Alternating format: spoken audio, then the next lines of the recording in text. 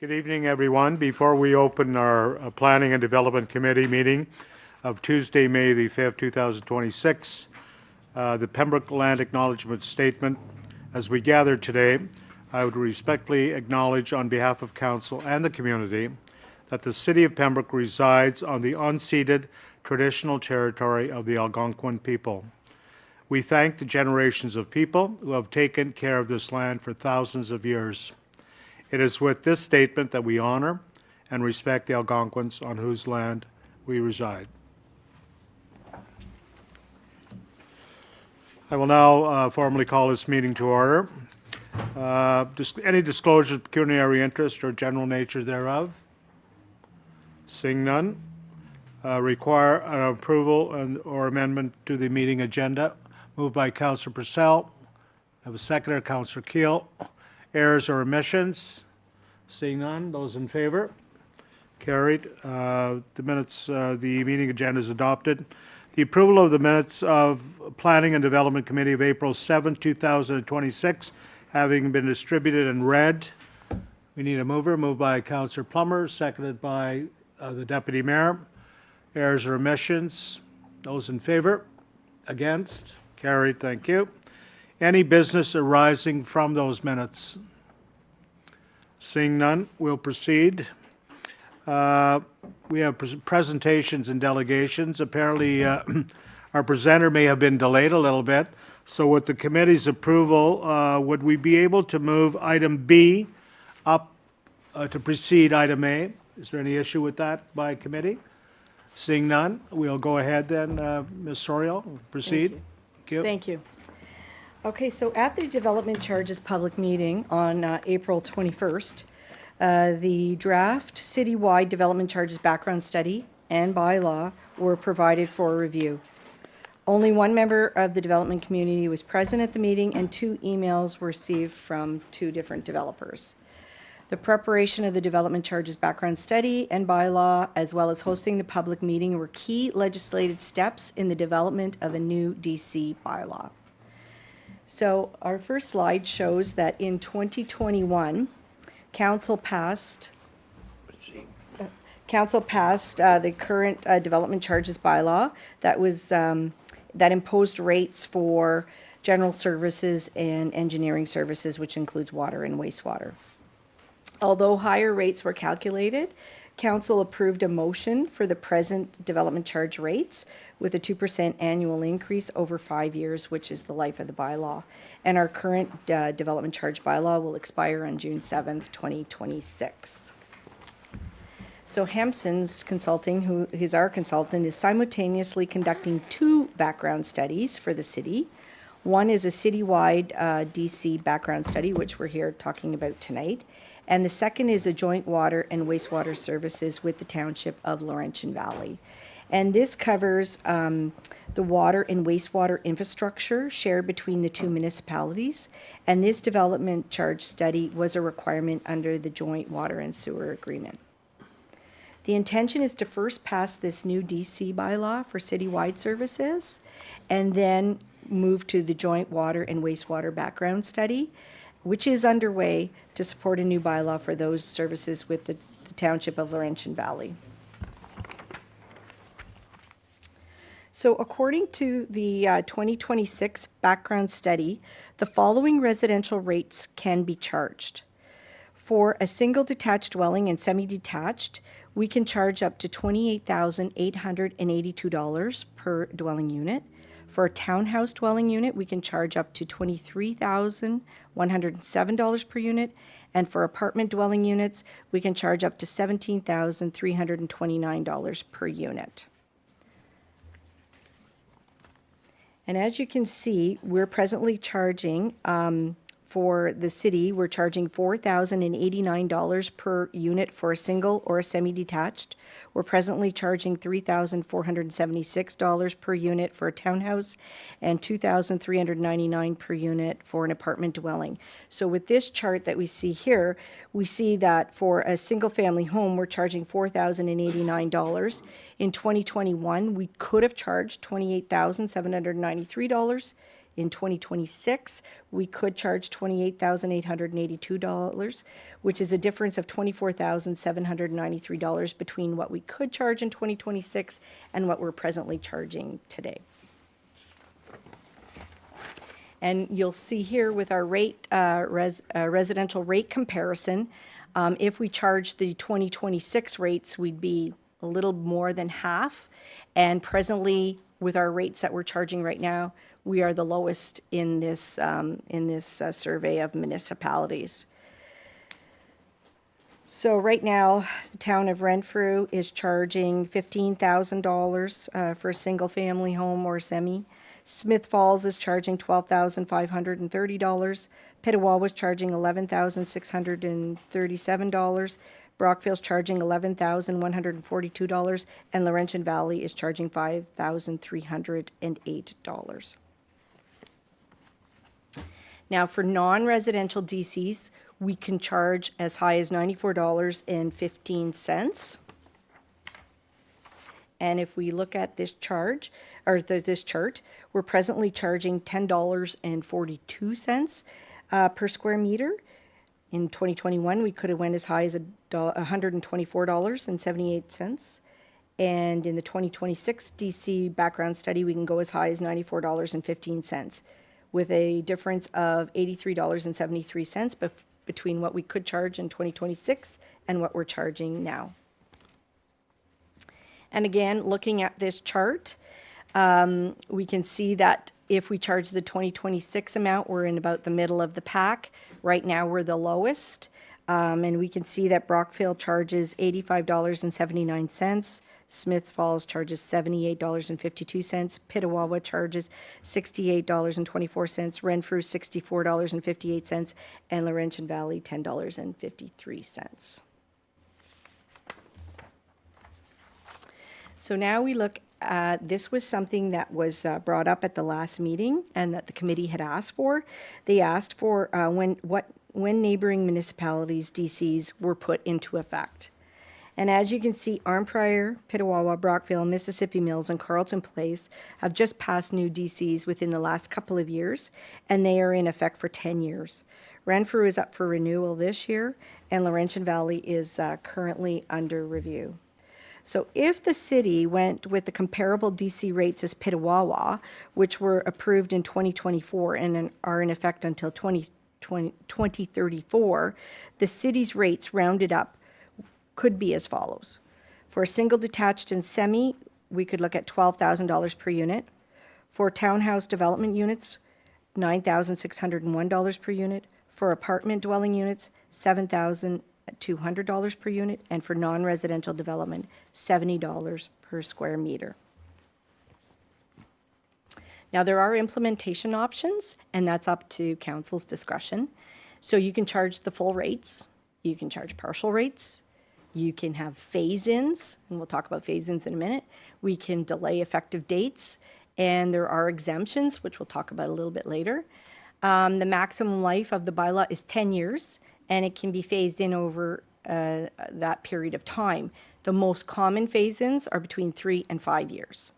And there is an indexing provision, so the DC rates can be adjusted annually for inflation using building construction price index, and indexing can happen even if the rates are phased in.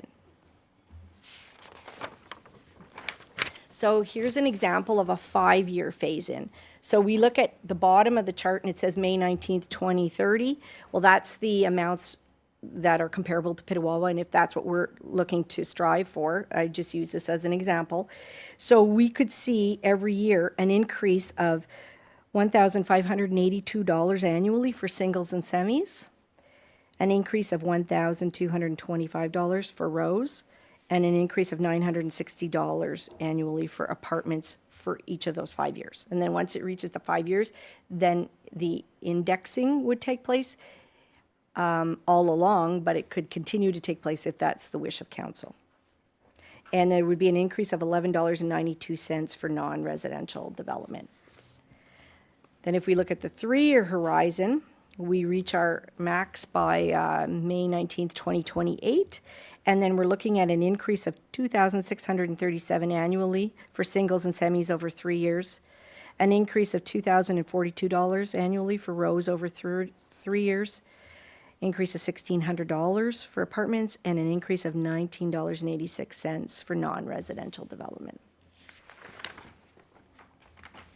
Now, there are some discounts available. So if you have a rental housing development within the Act, which means 4 or more residential units, then if you have a 1-bedroom apartment, you can get a 15% discount. If you have 2 bedrooms, 20%, 3 bedrooms is 25%. And then there's also exemptions for affordable housing.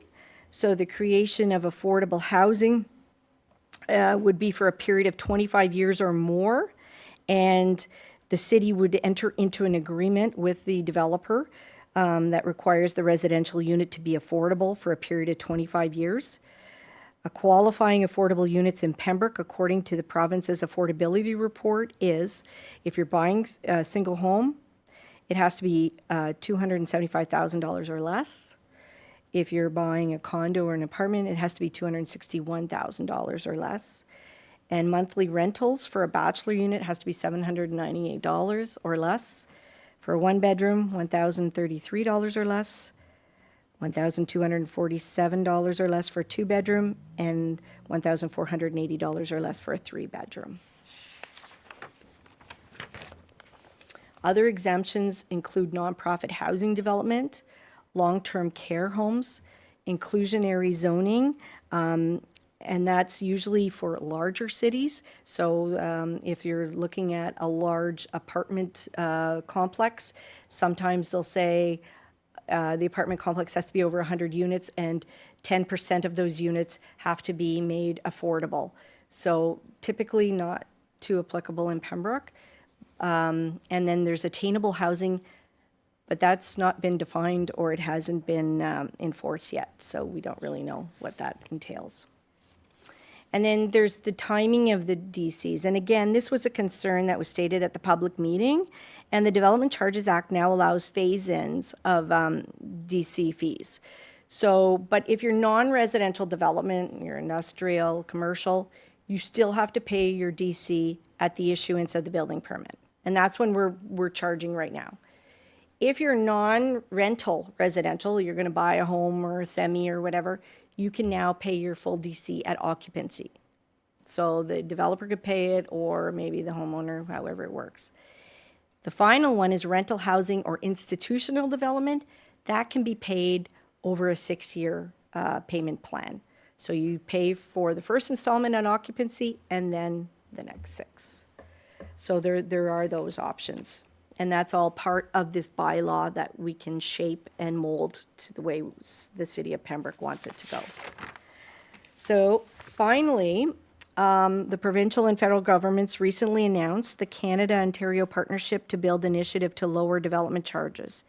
The intention of the program is to provide funding to municipalities that reduce their development charges in order to make housing more affordable.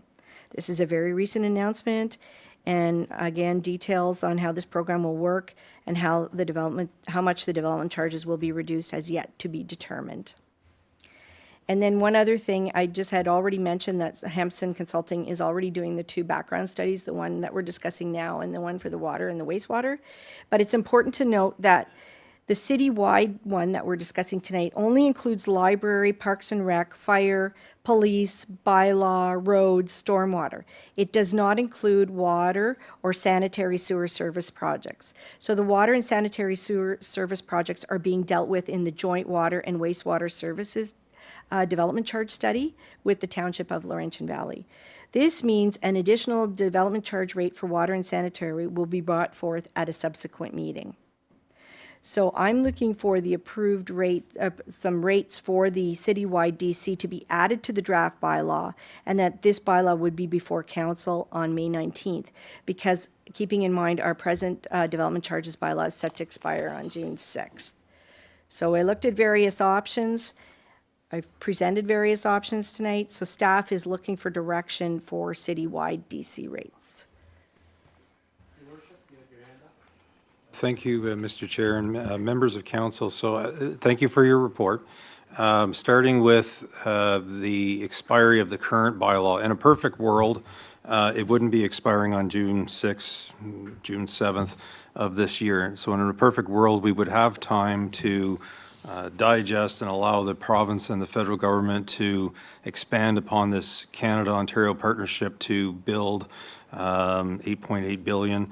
I just pulled off from AMO today, their report, their update, if you will, from March, so not very long ago, as you've said, Ms. Sorio. Funding is focused on temporarily reducing or maintaining low DCs, understanding that the program is in design stage, positive, Amos said it was positive that there appears to be recognition that reducing municipal DCs needs to be offset by other levels of government. So in a perfect world, we wouldn't be discussing this right now. This would unfold, and in the course of, let's say, this next year, we would be addressing it then, and we, in the fullness of time, we would know what it is that the feds and the province are contemplating. But unfortunately, we don't have that luxury because ours is coming up and we need to deal with it. And so I have always tried to stay in step with the other levels of government, whether sometimes I appreciated what they were trying to do or not. And in this particular case, I understand it's build homes faster, they want more homes, and in keeping with that, they want to either reduce DCs or hold them where they are. So I'm going to put a motion on the floor, and hopefully it addresses everything that you're trying to seek out of us, Ms. Sorio. I'm looking for a bylaw, so I would move that the bylaw be for a period of 5 years. Yes, 5 years, and I'm just reading your implementation options. And secondly, that the DC rates, so our current rates, be adjusted annually for inflation using this non-residential building construction price index. So in other words, what our current rates are, they will continue to go up pursuant to this, this inflationary item for a period of 5 years. So in other words, we hear you, province, we hear you, federal government, we're going to hold it. You better come up with the 8.8 billion and give City of Pembroke a portion of it. So that's my motion. I don't know if there's a seconder, but that's my motion. Councillor Plummer, seconding that? Yes, I would second the motion. Seconding, second on the floor. Did you have any comment as a seconder, and then we'll go around the table?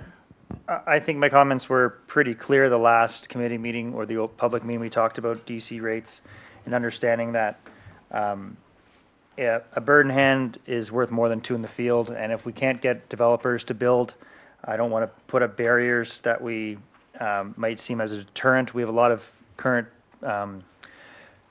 construction on the shelf. We need to get these developers, to put the shovels in the ground.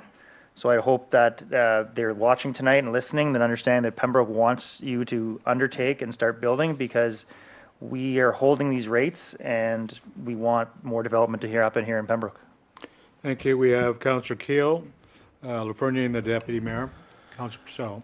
Well, basically what the mayor and Councillor Plummer are talking about is increasing taxes on everybody else in the city. The reality is things cost money.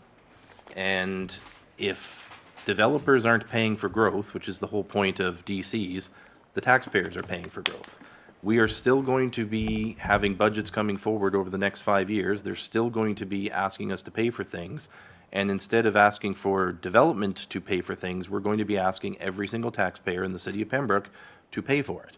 So if all of a sudden something, if the development out by the industrial park was to pick up and we had to buy a new plow, we had to buy a new sidewalk thing, we're putting that on the taxpayers instead of the development. This sounds to me like exactly the same thing the city did 5 years ago, which was to say, let's keep things low and watch all the building happen. And the building didn't happen. Buildings happening in Laurentian Valley, tons is happening in Petawawa. So at the end of the day, I'm not going to support this. I think we should be increasing it to match what Petawawa is paying, which is cheaper than what Renfrew is paying. I mean, there's a bird in the hand and one in the field, and there's also shooting yourself in the face. And I don't know. Every year we keep going back to taxpayers again and again and again. The reality is DCs are a tax-deductible expense for the developer, so they get a tax credit for it. At the end of the day, they're passing it along to the purchaser. There aren't that many people who are purchasing new houses who don't have money. I mean, the reality is if you're a first-time home buyer and you're a young family in your 20s, you're not buying a new home to begin with. But for the people that are buying the new home, most of them, and I say this as a real estate lawyer, most of them are getting mortgages, which means they're financing the cost over many years. What we're talking about is the next budget having less money in less money in one hand, and so we're going to be going to the taxpayer and raising their taxes in the other. This is a ridiculous strategy. It didn't work 5 years ago, and I hope I'm around 5 years from now so that I can, instead of speaking, just hit play on the computer and repeat these words. Director Sorio, you want to respond before we carry on? I'd just like to offer another option. If you decided to go with the Petawawa rates, there is an option in the DC Act that says you can lower the rates at any time. You just can't increase the rates. If you increase the rates, then you need a new background study, you need to go back to the consultant, all that. So there is the option of decreasing, at some point, it maybe once we get the water and wastewater DC background study in, that you could reduce, or if this new program comes in and says they want you to reduce by 25%, you could reduce at that point. So just so that you're aware that that is another option. Councillor Fernier? Yes, through the chair. I can't say it any better than Councillor Keel just said it. We can't continue to put the cost of everything on the residential taxpayers. I am not a developer like some others around the table, but I'm speaking as a resident, and I kind of have an issue with a developer expressing or having, anyway, I'm not even going to go there, but I do have a bit of a problem with tonight's conversation. I'm going to stop right there. But I really think we should go with the 3 or 5 year Petawawa rates. We know that this partnership they're talking about, the Canada-Ontario partnership, that could take 2 years. So in the meantime, what are we going to do? Just continue to put these costs on the ratepayers? No, I think we need to move. We know we're not charging enough. We've put every other rate up in the city. User fees have gone up, other fees have gone up. We say we want comparables. Well, Petawawa is a comparable.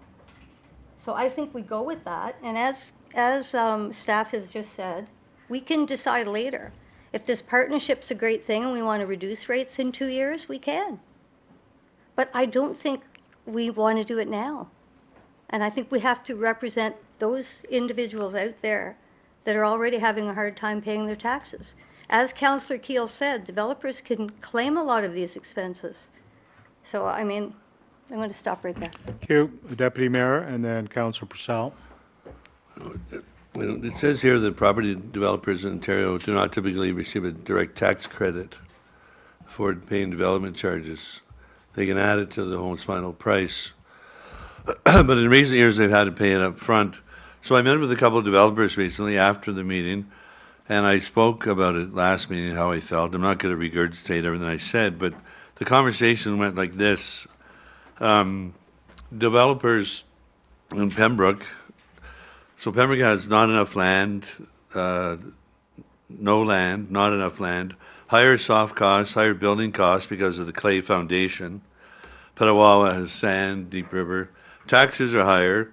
The same renters from Deep River, Petawawa, and Pembroke, so the developer can go to Laurentian Valley if we raise our rates to, comparably to Petawawa, or even incremental. They can go to Laurentian Valley, go to Deep River, Petawawa, the same renter. The advice was to keep rates low because that's the only advantage we have right now and review it in 5 years. And that's why I'm going to support the motion. So you raise the rates to Petawawa and the developer is looking at me and says, well, why would I build in Pembroke if I can get water and sewer and go to Laurentian Valley, or I can go to Petawawa with the more readily available land? And then also Deep River is in the business and they're doing lots of development up there. And they have land, more than we do. We have subdivisions that one's there's nothing going on there right now, but hopefully there will be 200 acres. You can't get a tax base unless you build homes.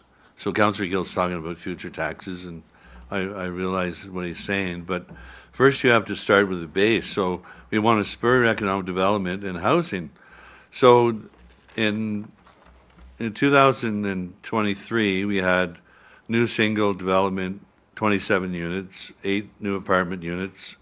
In 2024, we had 25 new single, 14 new apartment, and in 2025, we had 22 new single and 24 new apartment. That's not a lot I know it's infill, but that's not like Petawawa, who are projecting over, 2,000 homes in the next 5 to 10 years. And Laurentian Valley, right behind Angus Campbell Drive and down to Home Depot, where that grant that we got for 20 million, some of it's going towards the trunk line down to beyond Home Depot, and they're building lots of houses there. So this is what we're dealing with. So we want to stay competitive for the next 5 years, and it's unfortunate that we don't have this information on the $8 billion Canada-Ontario partnership. It's very unfortunate, but we have to deal with the information we have now. So the province is telling us to lower development charges, and I realize that's, towards the big city, but we count too in this. We count also. And so I think it's imperative that we deal with reality and build our tax base up and add the rate of inflation to what we have now and not increase them incrementally and not increase them to Petawawa. It doesn't make sense. So you increase them to Petawawa and you phone the developer up and say, will you build in Pembroke? Oh, well, didn't you just increase your development charges? Yeah, well, I can go to Petawawa, Deep River, Laurentian Valley, lower taxes, and they have land. And so that's basically, and the developer said, put yourself in our shoes. We're building homes, and like I said the last meeting, the council do not build homes. Developers build homes. So we have to work together with them. And if things are humming down the road, we can increase them, but they're not humming. So we need to stay with the rate of inflation and add that to the for 5 years and reevaluate in 5 years. Thank you. Thank you, Deputy Mayor. Councillor Purcell? Thank you, Chair. It seems like there's lots going on right now in terms of the landscape when it comes to DC and funding, federally, provincially. I wanted to point out that today the Ontario government introduced the HST Relief Implementation Act, which implements the province's 13% HST relief on eligible new homes. So that just came out today. So on a home of $400,000, that's $58,000. So I like to see how these numbers reflect into the DC charges, because it may not impact the cost of the homes. Because if you're going to get a HST rebate in terms of $58,000 for a home of $400,000, that's a new home, right? Maybe there is an opportunity to kind of look at increasing the DC fees accordingly, because eventually it's going to be a wash. Does everybody kind of understand where I'm coming from? So, instead of maybe it's an opportunity for us to kind of look at it's not really increasing the housing prices, right? Because this way here we get the development fee. We could increase the development fee, and really the end price would be the same, because now it's been discounted by 13%. So I'd just like that to be brought back to our staff and take that into consideration, because I think that's going to make a big difference in terms of my vote and how that would impact it. And I think it gives us an opportunity just to kind of see how it's going to work with the various different developers. So I'm kind of prepared just to send it back to staff and understand a little bit more about this, so I can have a better understanding in regards to the impact it would have on not only the developer, but the end user. Pembroke currently has some of the lowest housing costs in the valley. It was just on the news there this week, and we're seeing a little bit of a shortfall in terms of services for the city in regards to maintaining our streets. You probably see in social media posts that all these things take money to repair, and we need to come up with the dollars somehow. So if we don't look at DC fees, and maybe there's an opportunity now with the 13%, maybe there's an opportunity for a minimal increase over a short period of time, and then go from there. But I'm not prepared to make that decision tonight until I know more about this Ontario Government HST Relief Implementation Act that was just introduced today. Thank you. Councillor Keel, would you please take the chair? I have to speak from over here. Thank you.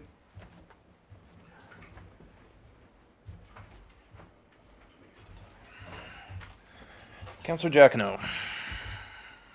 Thank you. I'm sitting here, and I know Councillor Keel says, well, why can't you just say it from there? But I think what has to be said has to... Just some don't drink my drink. Oh, yeah, I won't.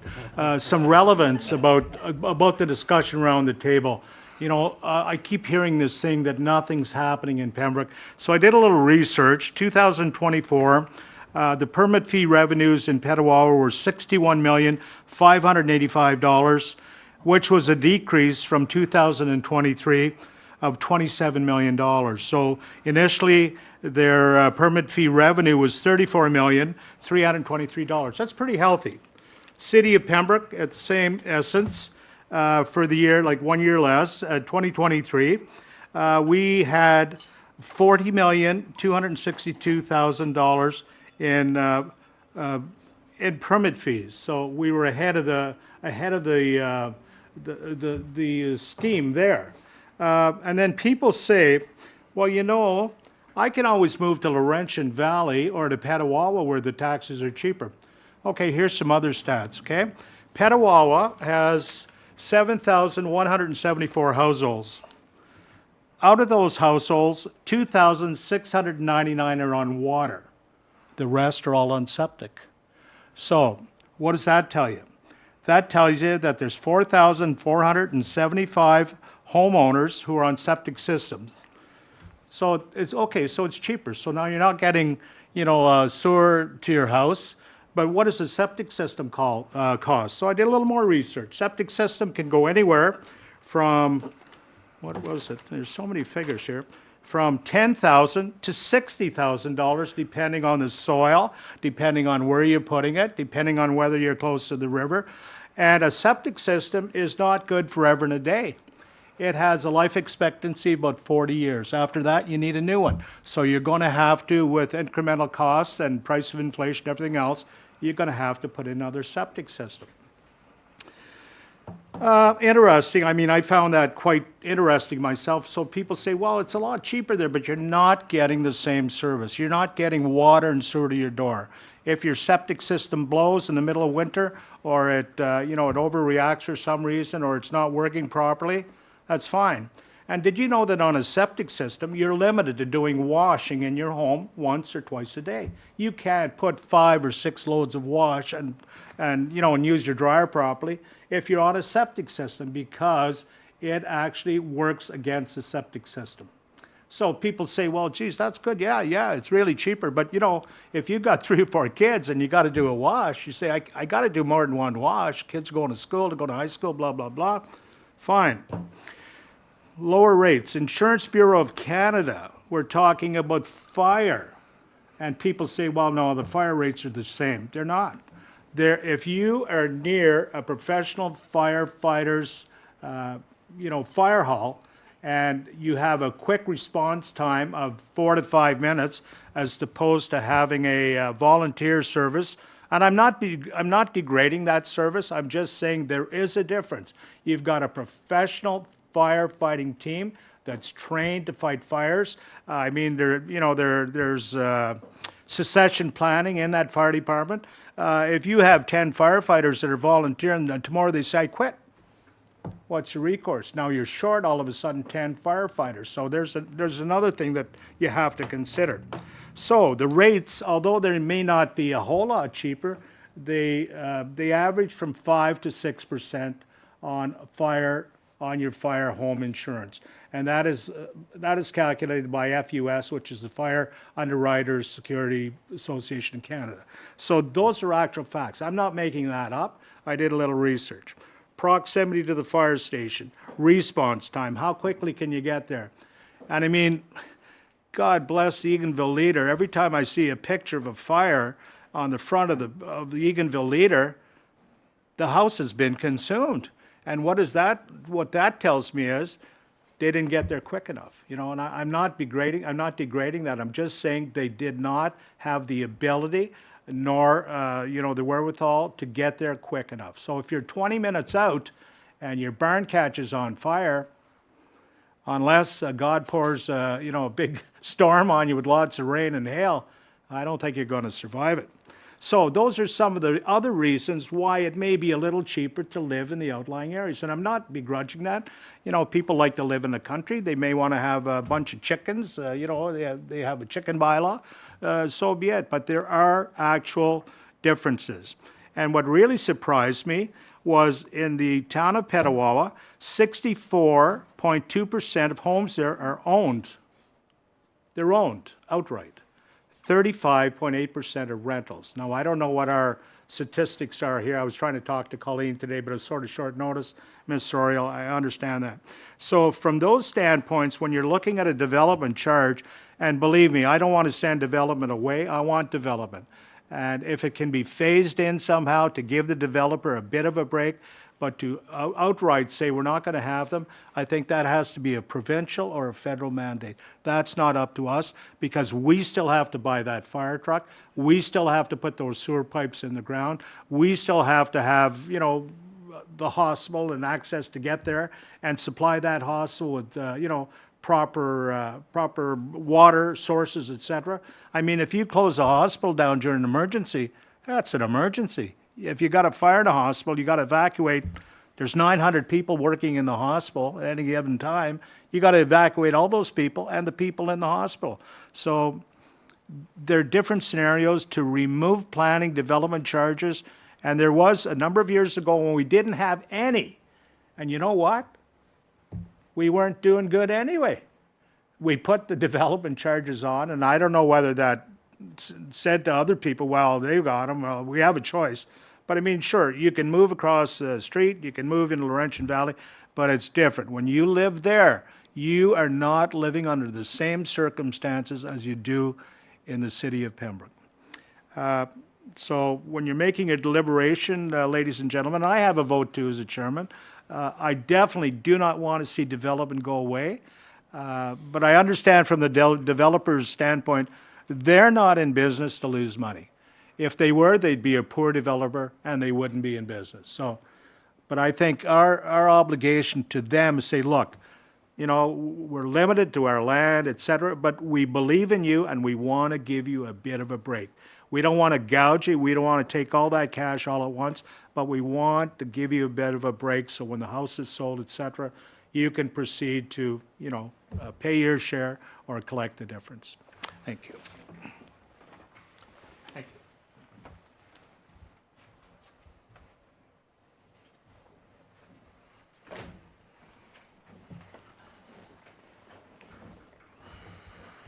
Mr. Unruh, where are we? Are we still talking, or does anybody else want to, Councillor Keel? So I'm inclined to agree with Councillor Purcell that if there was that I know that legislation was coming out. I didn't know whether it was tabled yet or not. But at the end of the day, I just got to reiterate what I think everyone on this side of the table has said, which is that things will continue to cost money and we have to pay for them one way or another. So we can either raise everybody's taxes or we can do the approach that I think we have been doing, which is that everybody shares in a little bit of the pain. Councillor Lafreniere pointed out we've been raising rec fees.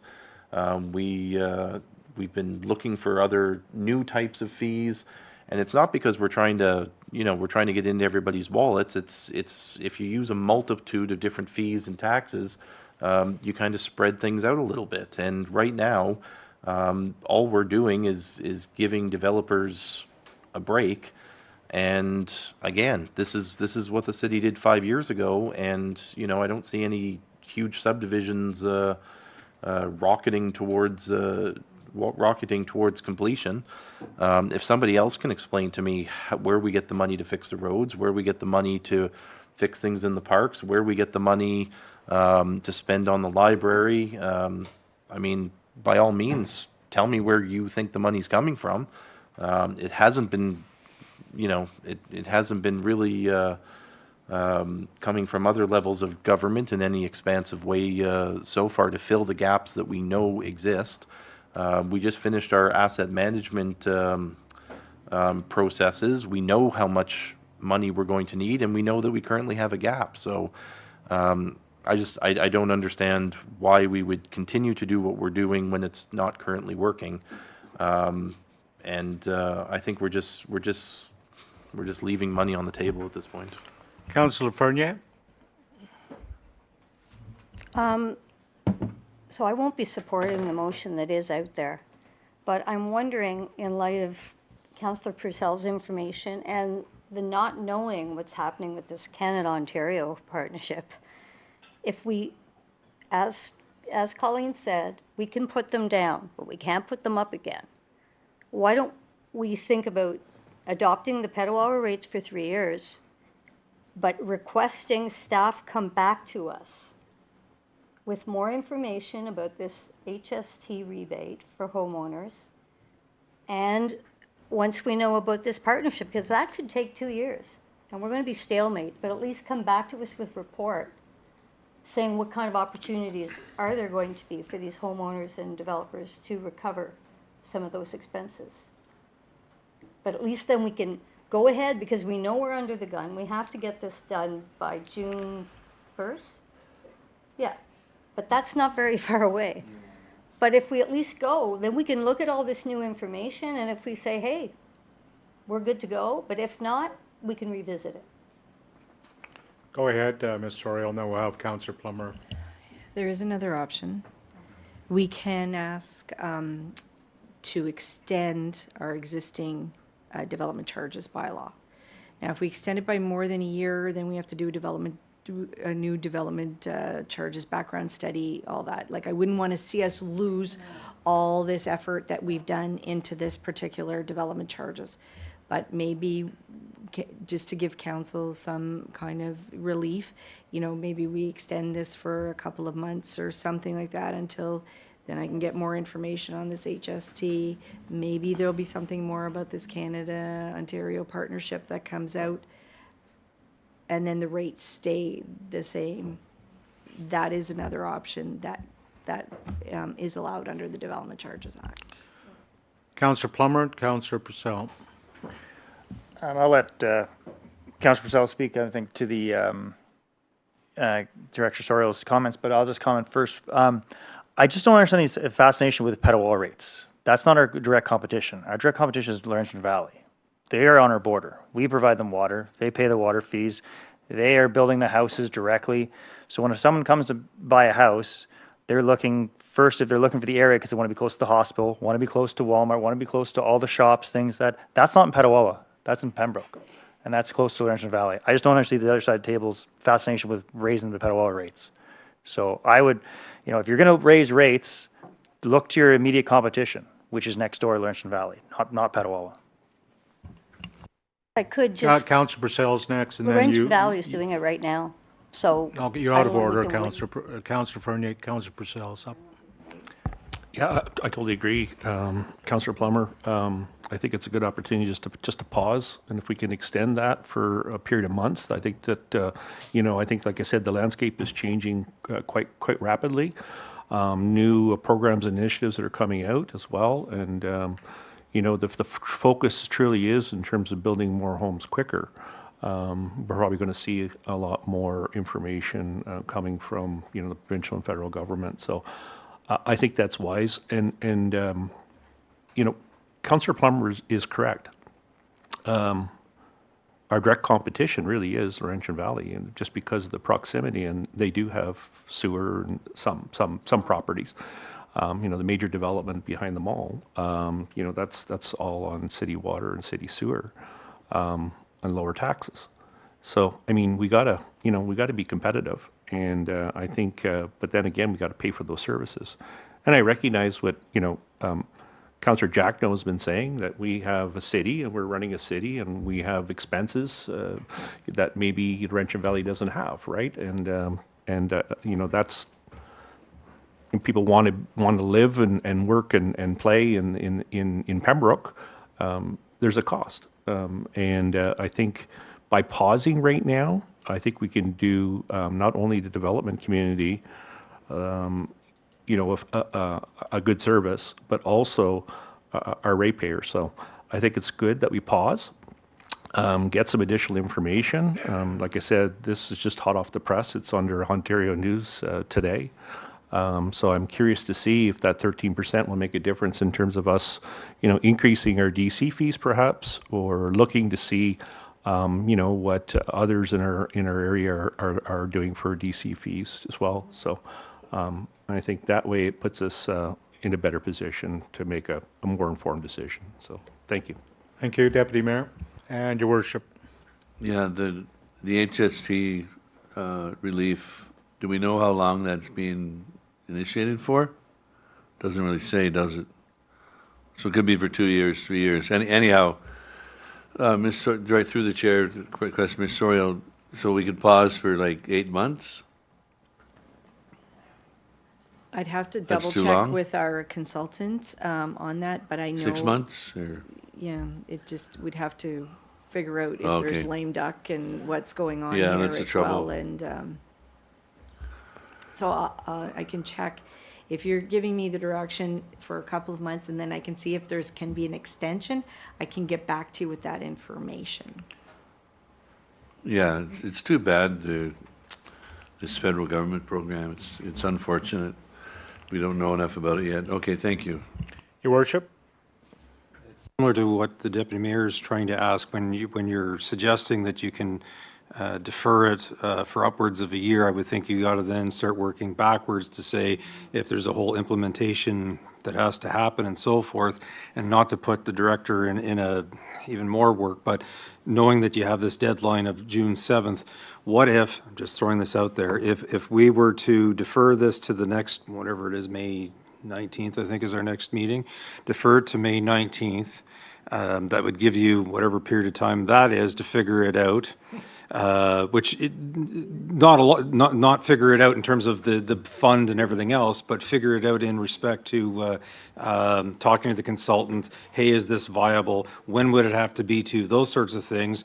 And if June 7th is go, no go kind of thing, what I'm thinking is May 19th, it comes to whatever committee meeting at that point. And if we need to then have a bylaw come to council, you do it all in the same night so as to not miss the June 7th date. I know that's a little convoluted as to what I'm saying, but what I'm trying to not miss is your deadline, and at the same time, give you some time to figure out, not the big game plan as to what the province and the feds are thinking, but, hey, consultant, is this doable? What does it look like? How far can we push this and still be viable to unfold this, if it is a year, to be able to unfold that. So I'm prepared to defer it to the May 19th date, if you think that gives you, probably not, no one gets enough time in this world, but. But the motion on the floor does not address deferral. We will be voting on the motion itself as Well, presented. no, what I'm contemplating, depending on what Director Sorio says, is making a motion to defer what we're talking about, not defeat it and so on and so forth, but just to put it off, to give her time till May 19th to figure that part out, if she thinks that's enough time. If it's not, well, we're back to still dealing with the motion. Would you be prepared to withdraw the motion, Your Worship, with the seconder's agreement? And I'm just looking for options. Ms. Soriel, go ahead. Through you to answer the mayor's question. Unfortunately, I'm not here May 19th, but what I could do is ask the consultant if they're available on May 19th to Zoom in, and then you can ask them questions. I can find out, I can prepare a report for May 19th. It's just I won't be here to be able to present it. But then if we have our consultant, we still have June 2nd as well as a meeting date. So, Well, if we vote on the motion, Your Worship, and the seconder and the motion is defeated, we can have further discussion as to have Ms. Soriel bring back information if that is what the committee would prefer. Pardon me?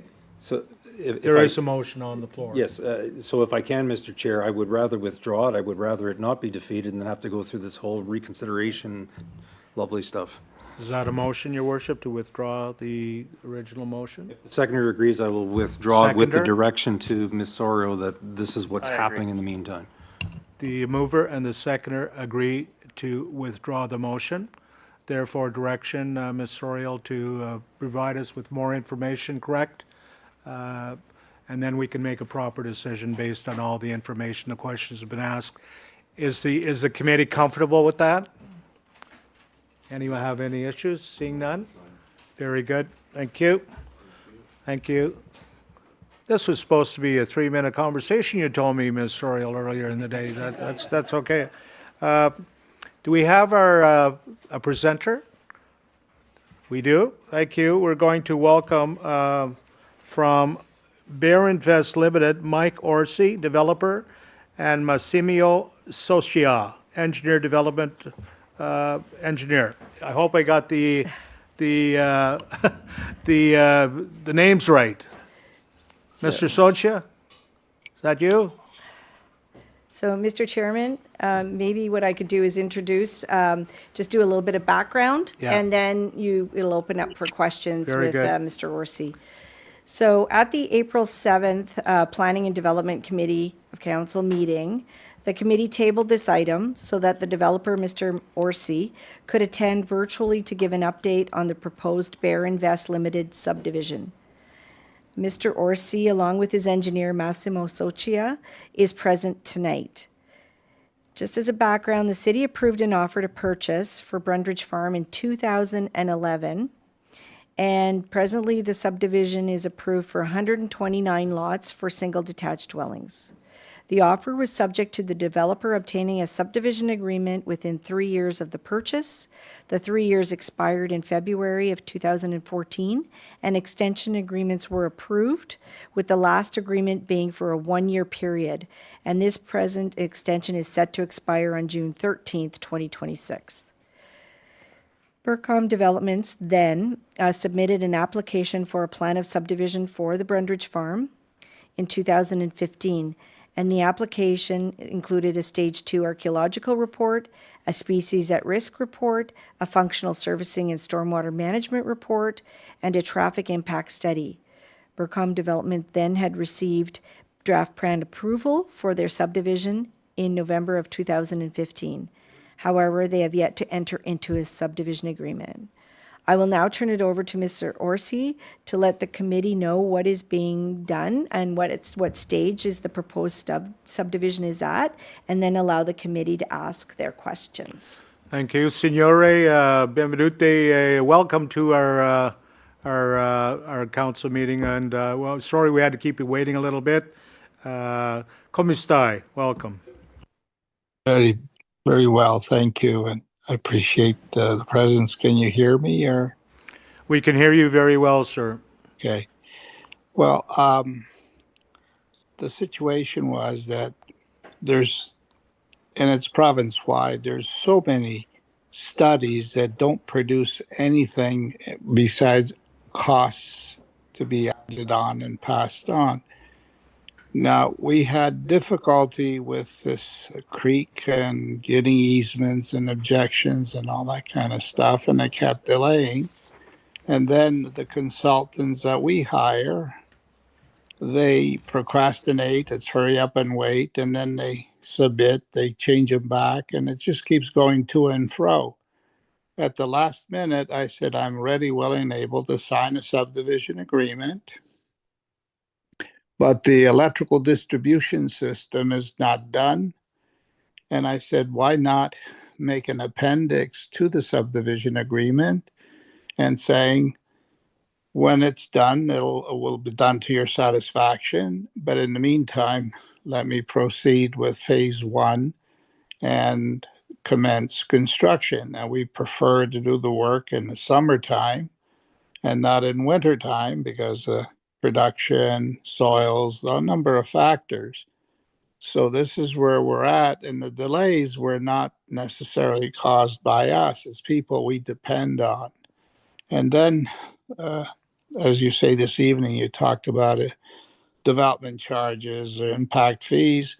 The other one is if your soils are very wet, and not easily packed, your engineering standards, in the old days, we'd put Ys, one line off the water main, and put a Y at the lot line. And from there, you break it down to 2 water keys, and you have less road cutting and settlement and repairs and replacement. So you could lower those costs, and not to the developer per se, but add those on your impact fees or lot levies, as you want to call them, development charges. That way, we all be ahead. There is no magic to anything. At the end of the day, I've been a developer all my life. I have 4 other brothers. They took me on construction sites since I was 10 years old, and I've learned it from the shovel up. But these studies that they keep on doing and adding costs on prevent, at the end of the day, all those costs are passed on to the consumer. So, and we would like to go ahead with the subdivision. The electrical distribution system is, when we depend on external consultants and engineers, planners and stuff, everybody to do the shuffle back and forth, back and forth. It becomes so frustrating for us. That's incredible. The other part that's unrelated is, if you look at housing in Canada, they've let in a massive amount of immigrants from all over the world to come in, and thought that that would create growth. But at the same token, the same people could not produce that amount of housing fast enough to accommodate them, and the costs went through the roof. If you look overall in Canada, in the last 10 to 15 years, housing has quadrupled in cost, generally speaking. In the States, it has doubled. Why they can do it and we can't? I have a lot of relatives developing in Florida, and we deliver thousands and thousands of lots every year.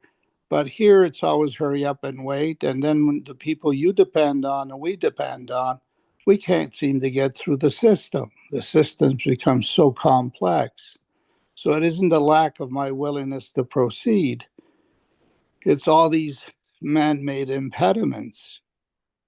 I don't know, I'm off topic, but I'm ready, willing, and able to go with phase 1. I mean, if I went there, I've been talking to other builders in the area, and they say that the general area is to absorb about 100 to 200 houses a year between all the municipalities. And the question is also jobs. If you haven't got a job, you can't afford anything. So the ultimate guidance is that individual that's willing to sign up to a mortgage to buy that house. He's in charge. If he doesn't buy, we're all out of business. And our government is taxing us to death and back. Like, they give money to Ukraine for no reason at all. When people here are being taxed to death, you can't deduct anything off a home. You got to pay it all with after-tax dollars. In the States, you can deduct all your interest off your income. You get homestead exemptions. So many ideas there. And they still can't, they complain where they're buying houses at 1/4 of the price, and they're complaining they can't do it. But in ours, we have massacred our industry. Now, the buyers are not there. Now, when you talk about lowering impact fees or lot levies, DCs, they're doing it for a year because they want to kickstart the industry again. But banks, a guy that bought a house 5 years ago had a mortgage at 2%, let's call it. Now it's 4%. And the stress test, he can't reach the product. And not only that, if you look at history, I'm sorry to get off topic, but if you look at history, there's been a worldwide depression in 1880, 1930, we call it 29. Add another 50 years, you're into 1980, 82.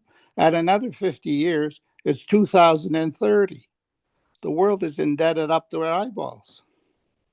So where's the jobs? So Well, we appreciate your comments, sir. We understand your frustration. But council had asked, this particular section of land has been, sort of in a bit of a limbo state for a number of years. And we're just concerned with the potential economic growth in our future with nuclear laboratories in Chalk River and the Bay, CFE Petawawa. We're wondering why these, particular tracts of land wouldn't move forward more quickly. And we're not disputing your ability, or we're not undermining your thoughts about the world situation and the value of a dollar in the United States and here as well, and the world crisis with oil, etc.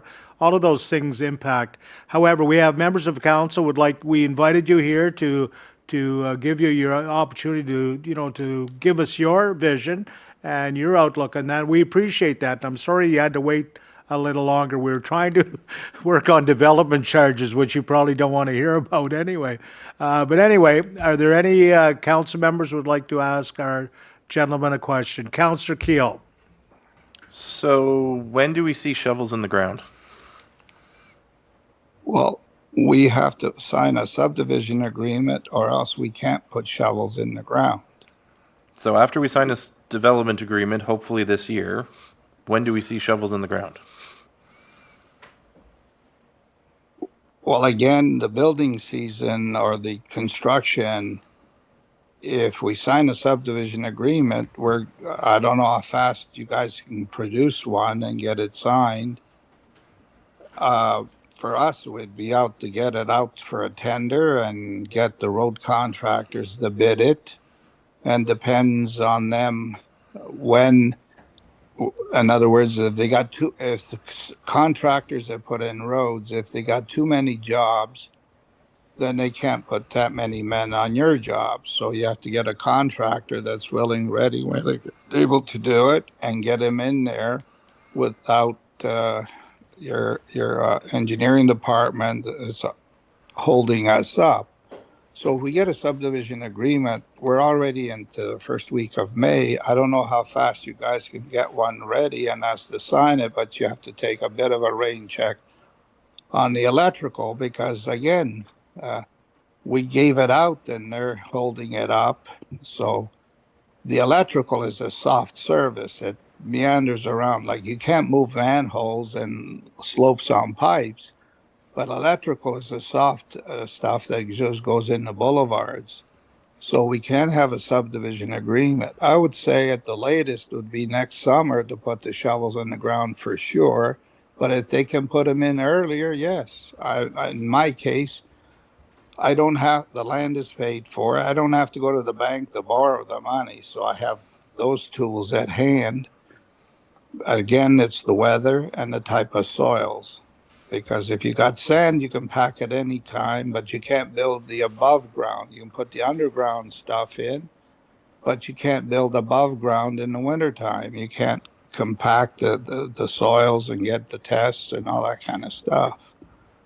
So we're all bumper to bumper. So, Ms. Sorio, the trigger point is signing the subdivision agreement, correct? Yes. Yes, it is. Does the subdivision agreement itself have timelines in it?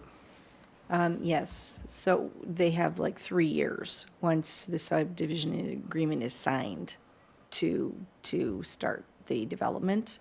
We can make it less, we can make it more, but typically it's been 3 years. Okay, so I would move that we extend this for one further year. Motion on the floor by Councillor Keel that we extend the agreement for one further year. Do we have a seconder? Seconded by Deputy Mayor Abdallah. Do we have further discussions from members of council or comments? Councillor Plummer, Councillor Purcell. I'd like to say thank you for coming this evening. I don't think anyone wants to see this not happen. The council just, wanted to make sure, get an update on, what's the holdup, because we hear reports and just keep hearing extensions. And being mindful and being respectful of timelines, understanding that, you don't control all the timelines and you're waiting on studies. We're just really excited to try and get homes and shovels in the ground because we do have land and we want to make sure it's being developed on a timely fashion. So if Ms. Sorial can work with the developer to try and maneuver this subdivision agreement sooner than later, if you're talking about your electrical having to be as an amendment to the subdivision agreement, I'm sure the city can work with that, understanding that we want to move forward. And if you're putting on, you're saying your timeline could be as early as next year to have shovels in the ground for homes, we'd be happy to see them in the springtime. We really want to see homes developed in Pembroke and increase their tax base. So again, thank you for coming, and I hope to see this extension, being done, and we really get moving on this subdivision.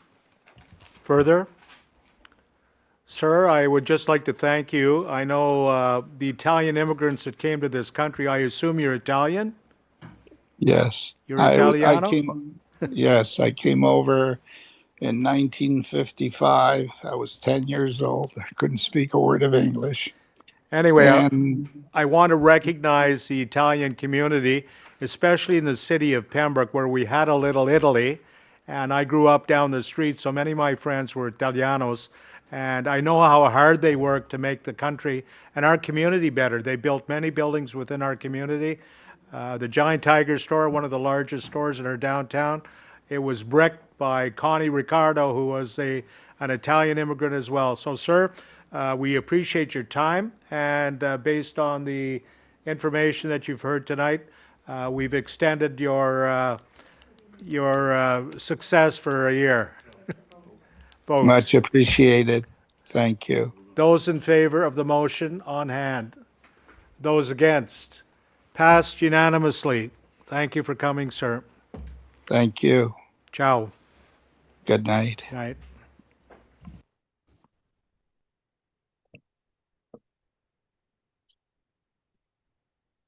Motion to adjourn. Motion to adjourn. Moved by His Worship, seconded by Councillor Keel. Those in favor, we are adjourned. Thank you.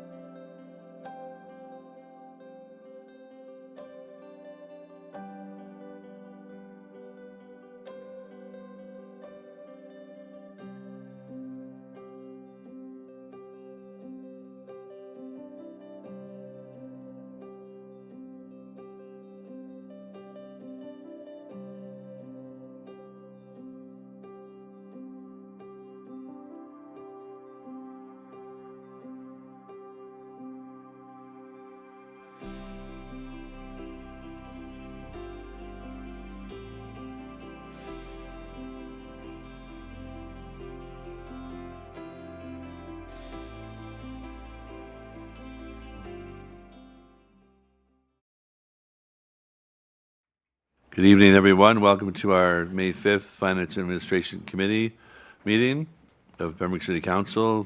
Call the meeting in order. Is there any disclosure of pecuniary interest and general nature thereof?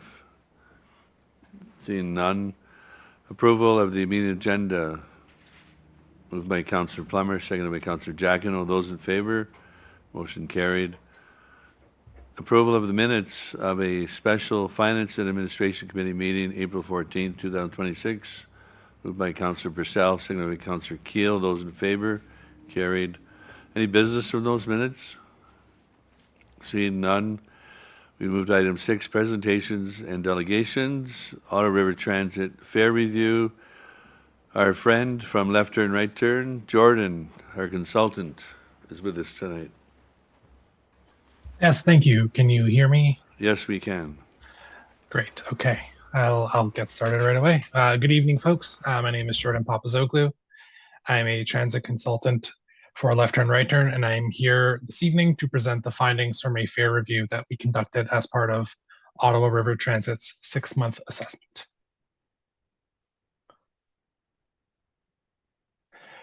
So I wanted to start with a revisiting of ORTC's starting point. When the service launched back in August of last year, it was proposed that the service provide a single fare model where all fares were $5 for paying riders. Just as a reminder, youth under the age of 12 who are accompanied by a paying rider ride for free. And additionally, riders had the ability to pay in cash on the bus or ahead of time via the Blaze Transit app.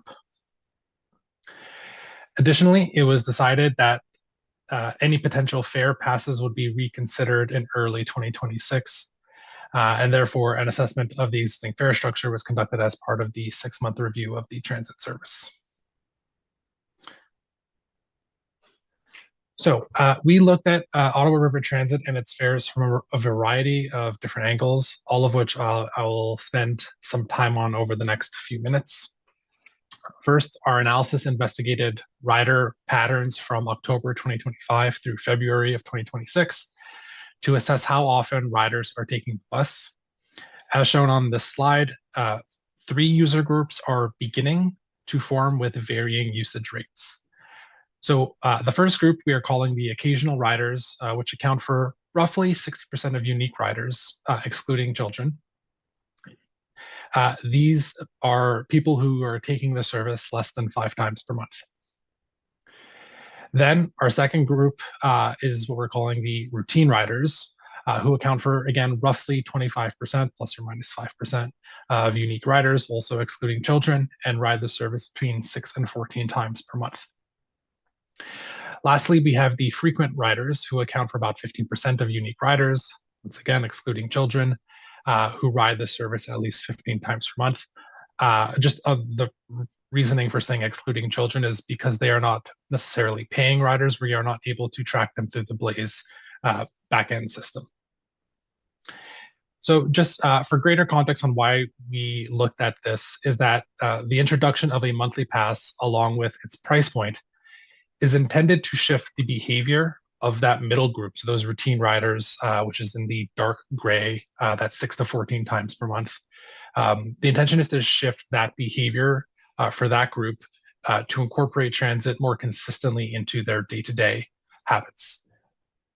As the service continues to evolve and as folks continue to discover it and further incorporate into their lives, it is anticipated that these brackets for the rider groups for this specific rider group, the routine riders, and the other two, so the occasional riders and the frequent riders, will change along with the distribution between them. So potentially, and we can see that a little bit on the screen, the occasional riders from January to February increased by 10%, but we're still seeing some of those fluctuations over these first few months. And then additionally, it's where those demarcations are. So right now they are set at 5 and at 15, but how do we see that evolving over the next few months? And that is still something that is continuing to slowly settle. In a way, this provides us with a snapshot of different user types within the ORTC ecosystem. So also, As part of the 6-month survey that was conducted in January and February, ORTC users and non-users were asked about the current Ottawa River Transit fares. Now, generally, respondents were supportive of the current ORTC pricing, with current users indicating that the service provides an affordable option for their transportation needs.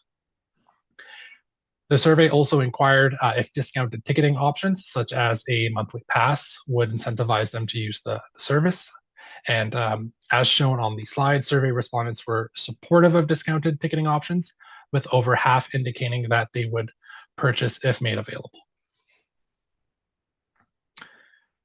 Next, we looked at transit fares in comparable communities across the province. Now, we certainly recognize that the city of Pembroke has its own unique circumstances and challenges, which is why, in part, we cast such a wide net for this comparison. As shown in the slide, transit fares differ in price and discount availability across these services throughout the province. Currently, the city's one-way fare is among the highest in the province, along with North Grenville and Prince Edward County.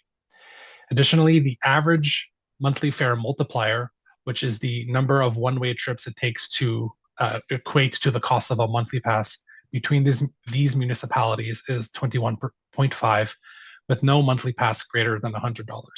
I'll pause on that for a moment, and maybe I recognize sometimes the language here can be a bit too technical. So in terms of just an example, Prince Edward County has a $5 one-way fare and a $95 monthly pass. Therefore, it would take 19 one-way trips to equate to what a monthly pass would cost. So that is what the multiplier is essentially doing. North Grenville, another one, and I'm choosing these ones because they're the easiest math to do on the fly. It is a $5 fare, so at 14 times, you will equate that monthly pass. Temiskaming Shores, another one, has a $4 one-way fare with a $100 monthly pass. So in that community, it is at 25 one-way trips, in which case you equate a monthly fare. So these numbers, and then they fluctuate, but just in these three examples of 19, 14, and 25, we're seeing kind of where that, like, if you want to say a break-even point for some riders would be. And that's why, and I'll just quickly go back when discussing this user group and this breakdown, where those lines of demarcation are. So right now we are looking at specifically 15 as an example, but we are anticipating that 15 number to kind of move over the next couple months and to continue to move as the city continues to learn how people are using the service and how frequently they are using the service. But I just wanted to come back to this piece because where these lines are set, and again specifically that break between the dark gray and the light gray is somewhat in line with where we see the multiplier between a one-way fare and a monthly fare. All right, so I'll just move on to my next slide. Finally, any fare adjustment to ORTC must strongly consider the impact it would have on the Pembroke and Laurentian Valley handybus service. The Accessibility for Ontarians with Disabilities Act, so the AODA, requires that the specialized transit service, which is the Pembroke and Laurentian Valley handybus, provide the same fare structure as the conventional transit service, being Ottawa River Transit, when provided within the same jurisdiction. So that is certainly something we have taken into account. So from this assessment, our team was able to pull the following takeaways, some of which I'm sure I've already mentioned, but I'll go over them once more. The survey findings indicated that that respondents were positive on the current transit prices, and they also indicated that a discounted ticketing option would incentivize them to use the service more often. The initial assessment of rider patterns indicated 3 user groups, and I've gone over them: the occasional users, the routine users, and the frequent riders, with our observations indicating that some fluctuation in the total distribution of riders between the groups month over month is continuing and ongoing. Next, another key finding was that the continued increase in the number of users for the service. So within the evaluation period, which again was October 2025 through February 2026, we observed an average monthly increase of 11% in the number of paid users. So that is between each month, not cumulatively. Cumulatively, it was closer to 60%. Additionally, new travel habits are continuing to be formed. This is fairly typical and expected for a recently launched service. and should be expected to continue throughout the spring and the summer as ORTC concludes its first full 12 months. So some of these examples that are helpful to bring up are Algonquin College, which was through the first 4.5 months of service from August through the end of December, was not one of the most popular stops, probably somewhere between the 11th to 15th most popular stop. Suddenly in January of this year became one of the 3 busiest stops in the network, along with the East End Mall and the West End Mall. Similarly, the Pembroke Regional Hospital went from a stop that was, again, somewhere between 10th to 15th busiest to suddenly one of the 5 busiest stops in the month of February. So, and this is something that we can expect to continue to see in terms of longer trends, but also some stops that are being discovered by user groups or by folks that go to these establishments on a routine basis, and it becomes part of their day-to-day routine. We can continue to expect some of these trends to continue to form over time. And then lastly, the impact to the Pembroke and Laurentian Valley Handybus must be considered with any future fare adjustments. So based on our findings, we do not recommend any immediate changes to the fare prices nor the fare structure currently provided by Ottawa River Transit, and that the city continue to monitor usage as the system continues to mature throughout 2026. We hope that this information, this assessment, provides a more informed perspective on ORTC fares, and that's something we really wanted to make sure that when we had these initial discussions back last summer, was we wanted to make sure that the starting point was something that was very flexible for the city, easy to comprehend for new users, right? Just $5 for a one-way fare, and that provided that potential to be adapted once there is more information. So we're hoping that this summary here provides a snapshot of where folks are with using the service, public sentiment, some of our analysis, and other very important considerations that help display the effectiveness and the impact thus far of the fares on ridership. I was trying to keep that to about 10 minutes, so that is my last slide. I'll pause here. Thank you all for your time, and I'm happy to take any questions. Thank you very much, Jordan, for your fare review results. Later in this agenda is the 6-month transit review survey results and the March Transit Committee meeting materials. The Treasurer will provide a brief summary on these reports, but if Council has any questions specifically for Jordan and left turn, right turn on these items, please ask them now. Do we have any questions? Mayor Gervais. Thank you, Mr. Chair. So 2 different questions for the consultant. While the first one pertains to the fluctuation and seeing continual growth, including number of rides from the Algonquin College. So while I would like to think that it's because different students, more students are recognizing that there's the transit, it's not lost on me, and I'm looking for your thoughts on this, it's not lost on me that come January, we get minus 30-degree temperatures, we get snow. And so if I'm an individual that was taking a bicycle or walking, I would have thought that I might now resort to transit. And I would have thought that other things might cause, it'll be interesting to see, might cause other fluctuations, such as, it's my understanding that the 2 user groups for this particular, I'll call it that, user groups for this particular transit system is college students, which usually come summer, the number of students taking courses, I know the college is restructuring some things, but that would go down, as well as I understand one of the user groups is the joint consortium, meaning high school kids going to co-op and so forth. That's going to be pretty much non-existent during the summertime. So I guess my first question, I'll give you both of them and then you can address them. But one, I would have thought it'll be interesting to see in terms of fluctuations. Again, like to think that it's due to just people recognizing it, but I would also think that there's all these other things. The second one is, and I got to tell you, I looked at your presentation, I looked at the different reports attached to Madam Treasurer's report and so forth. Everything is always in percentages, like for instance, occasional, routine, frequent, and there's percentages and so forth as to who these people are.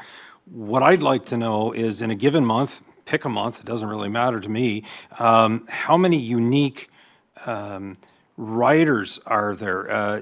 Because like there's 7 of us on council, and so if the 7 of us took it over and over again to a tune of 2,000 rides, that's 7 individuals in the city of Pembroke that we are funding this transit service for. And so the percentages doesn't help me tease that out to understand, is it 100 people? Is it 7 people? Like, how many individuals is it? So I'm presuming given that you use this Blaze app, that you know with certainty as to how many individuals. So those are my 2 questions, is 1, if you can provide some insight in terms of the fluctuations. 2, if you can give me a number like last month, the month before, how many users are we talking about?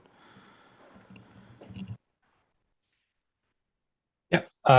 So through the chair, to Mr. Mayor, thank you for your questions. On the fluctuations, I want to make sure I'm writing down all my thoughts properly. Certainly, there's an expectation that there'll be fluctuations between different user groups. I think you hit it spot on with, it got really cold and the students said, okay, we'll take the bus now. This can be expected. I think what was important throughout these first 2 semesters, specifically the winter semester, was that the solution, the amount of service that is provided, was right-sized, and that at no point during these past 4 months there need to be a serious discussion about increasing service, and that the service being provided was sufficient for the students, for both the college and the high schools as well. I do want to point out, based on the data that we do have, about 50% of trips currently are for employment-based. And this is self-identified based on the sample size for us, which is about 40 to 45% of trips are being identified right now. So it's not everyone, but it's a decent sample size, we believe, and that distribution has remained pretty consistent since launch. So yeah, about half the trips that are being identified are through employment. So we would anticipate that remains largely consistent through the summer, but also something that will be changing, I believe, this week, if not next week, is a slight reduction in weekday service. It will be going as late into the evening, Mondays through Wednesdays. And that again is trying to do the best in terms of making sure that the service is right sized, and that we are maximizing the bus on the road at the right time to provide service to as many people as possible in a responsible way as possible. So I hope that in some capacity answers your first question, Mr. Mayor. On your second one, what I can say is the Blaze app is able to provide information on total unique paying riders. And I believe we had this discussion, or at least I may have referenced it at our most recent committee meeting, or at least I hope I did. So currently, the children under 12 or non-paying riders account for about 8% of trips, or 9% of trips. So that is not a number we're able to track. So since I'm just looking at, I pulled up whatever I could as quickly as possible. There have been over 900 total unique paying riders since the service launched. But that does not take into account non-paying riders, which again, there have been in the neighborhood, I want to say, of about 1,000 trips of just those users since launch. So it's hard to give you an exact number of total unique riders when we are not able to, or we do not track that user group. But that is about as much information as I can provide you. I hope that is sufficient.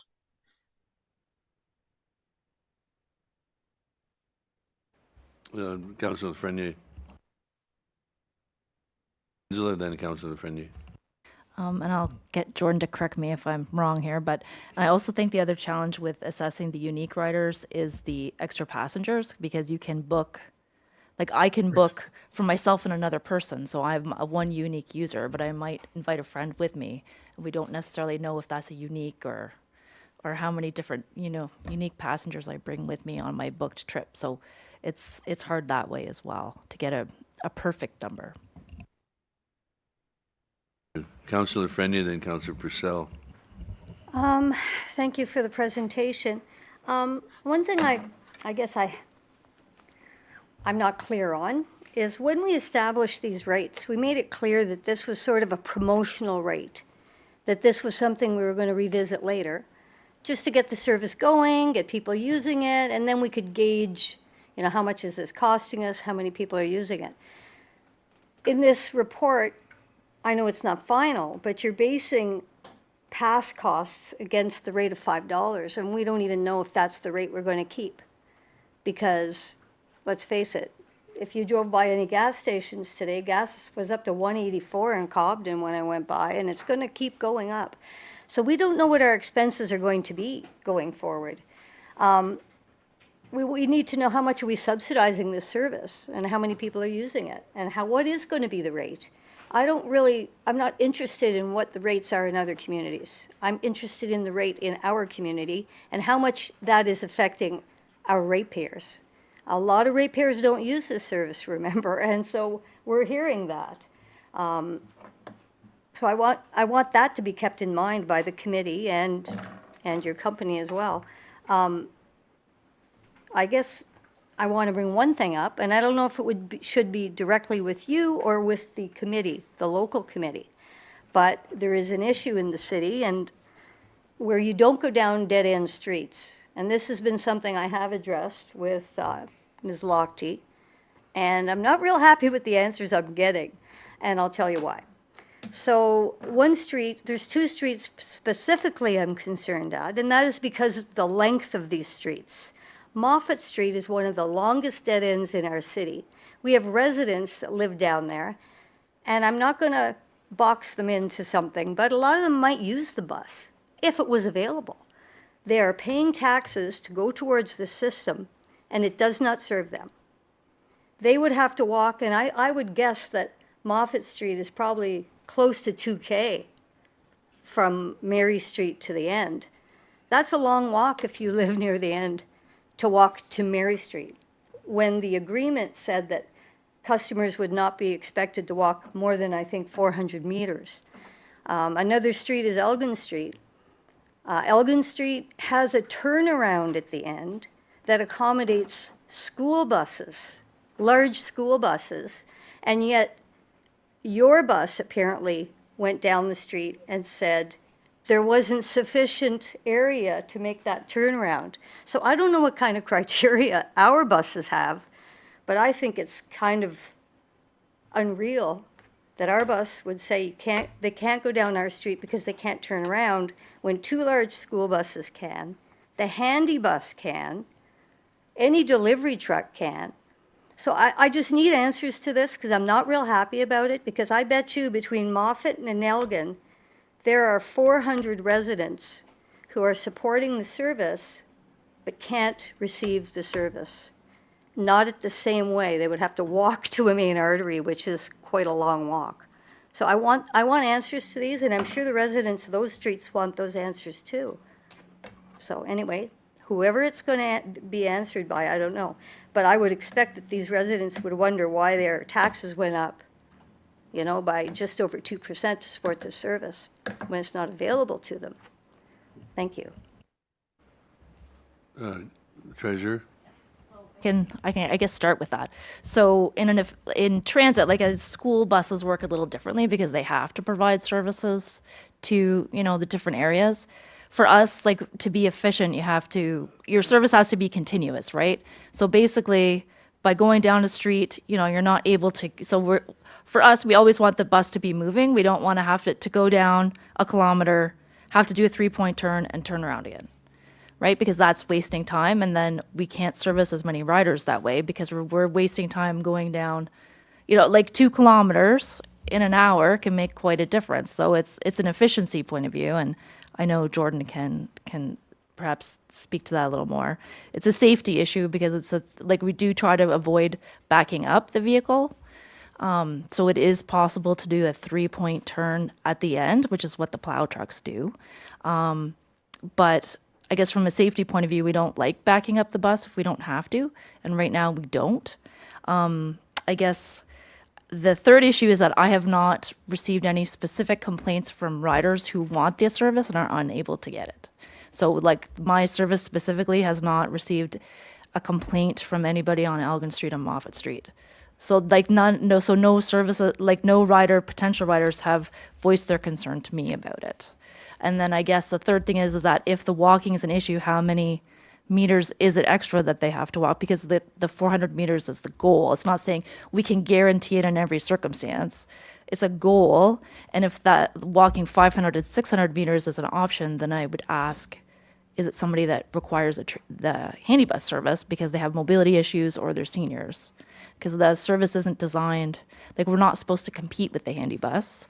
We're not supposed to provide services that the handy bus can and should provide, because then we're taking money away from the handy bus. And we're very cautious about that. And we really, really try to draw the line there and say this, like our service is for active people that are able, like have that mobility.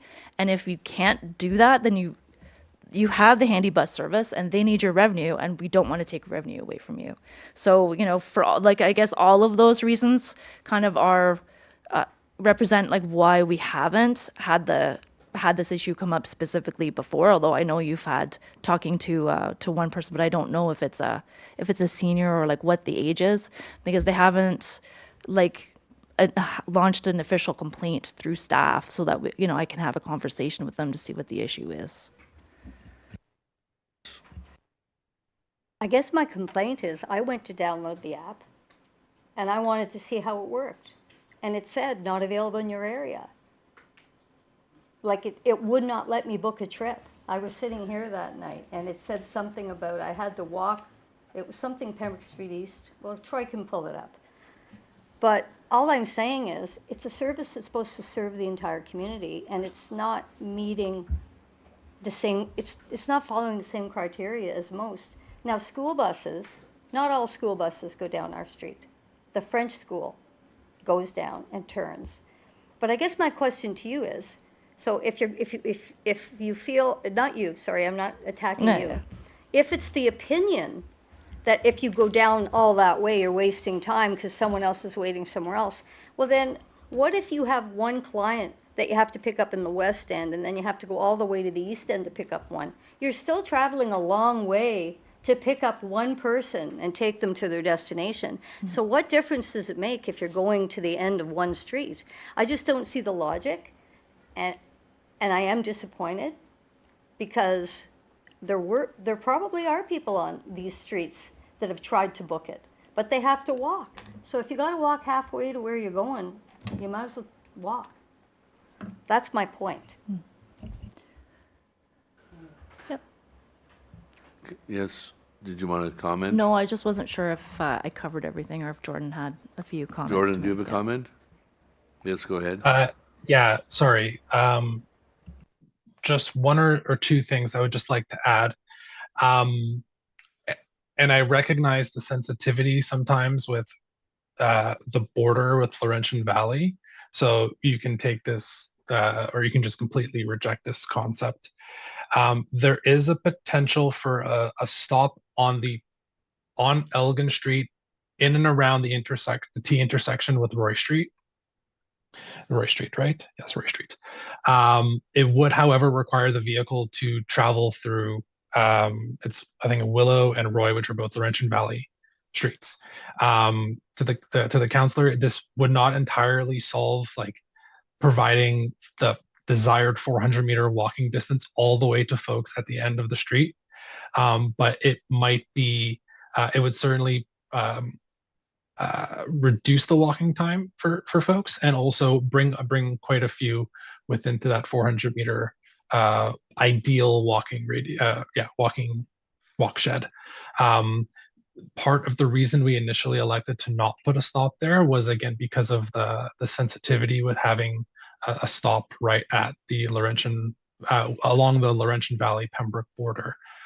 So that was kind of the initial thinking around that. But I drove it in March, kind of doing that loop, and it seems with like a regular car. I'm not the contractor. I don't own the buses. That is potential. It does not solve entirely all the access along Elgin Street, but it could be something that can be looked into.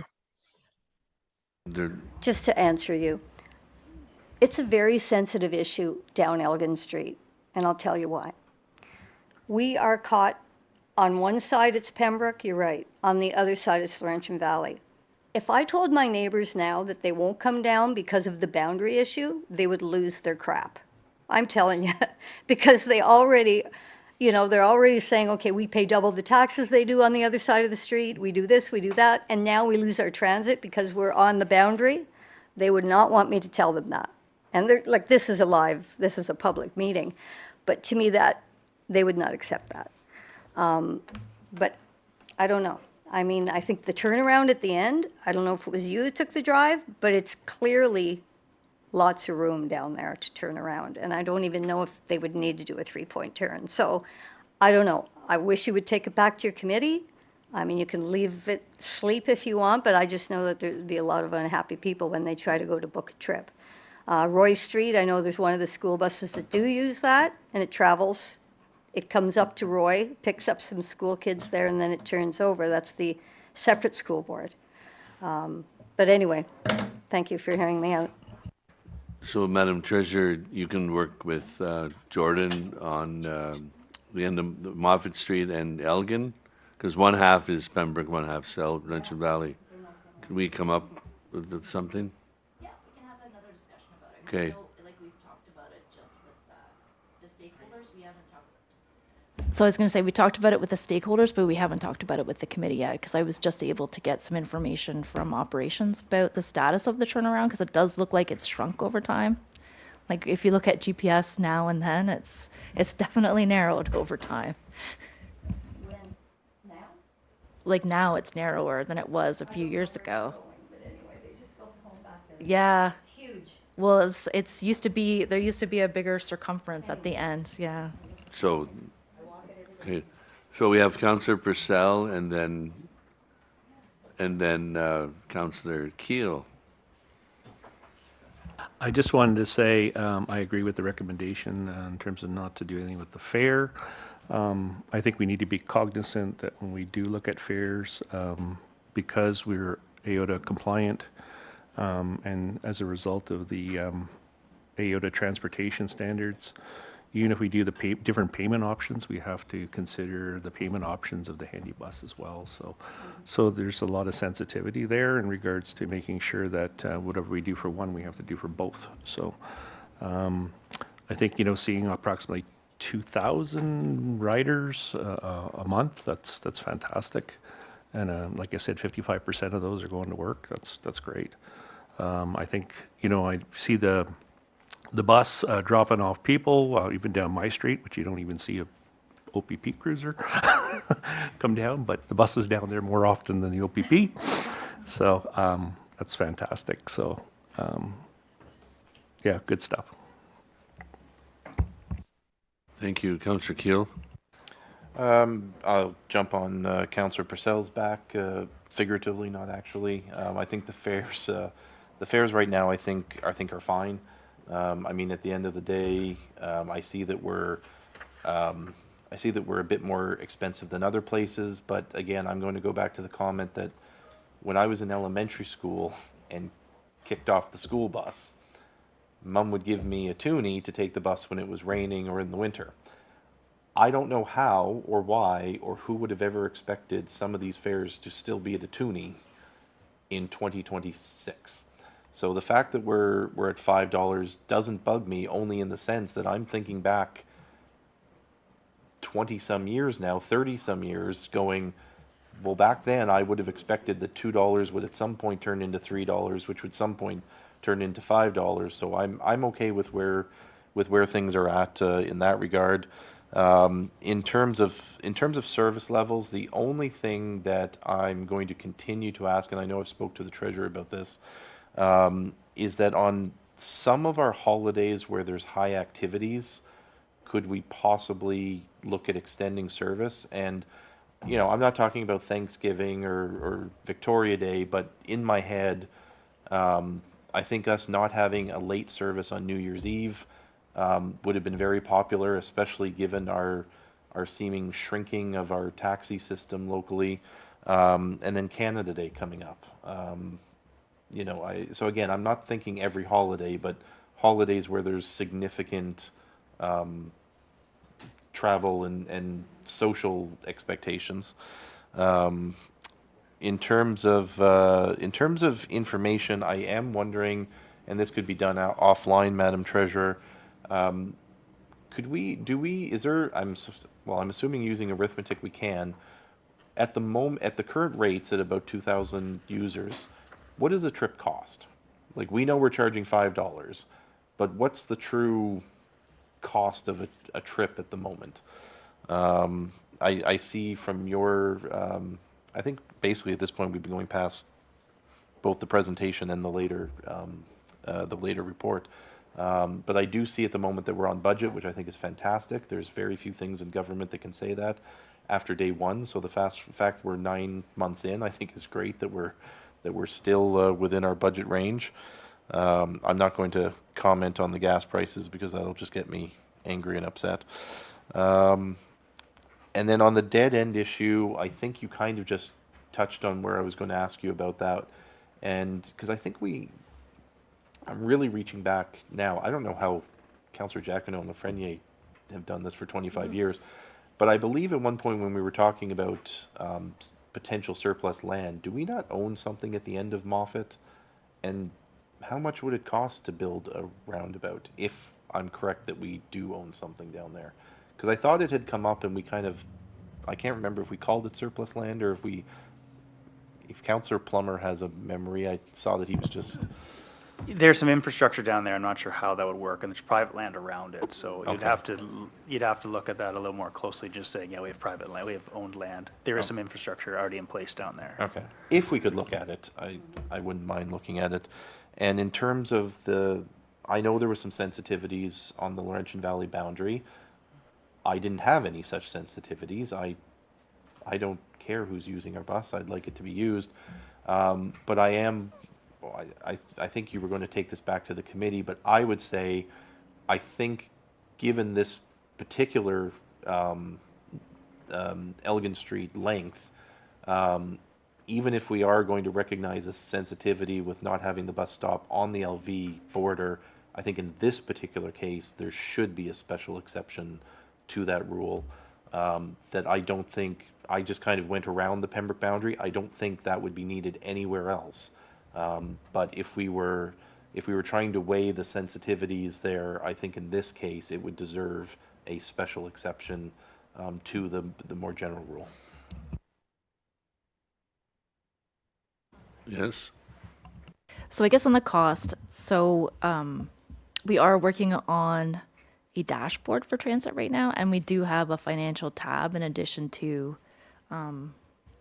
sort of ridership information and transit management type of information. So once that's developed, which we're sort of targeting to kind of wrap up over the summer months, that'll be available and updated monthly for everybody. Because yeah, I would just like to know, like we've heard before, if we were to truly charge what we charge for a hockey rink, it would be $500-600 an hour. I'm just wondering what the true cost per rider is of the system, while I'm weighing what the subsidized cost should be for the system.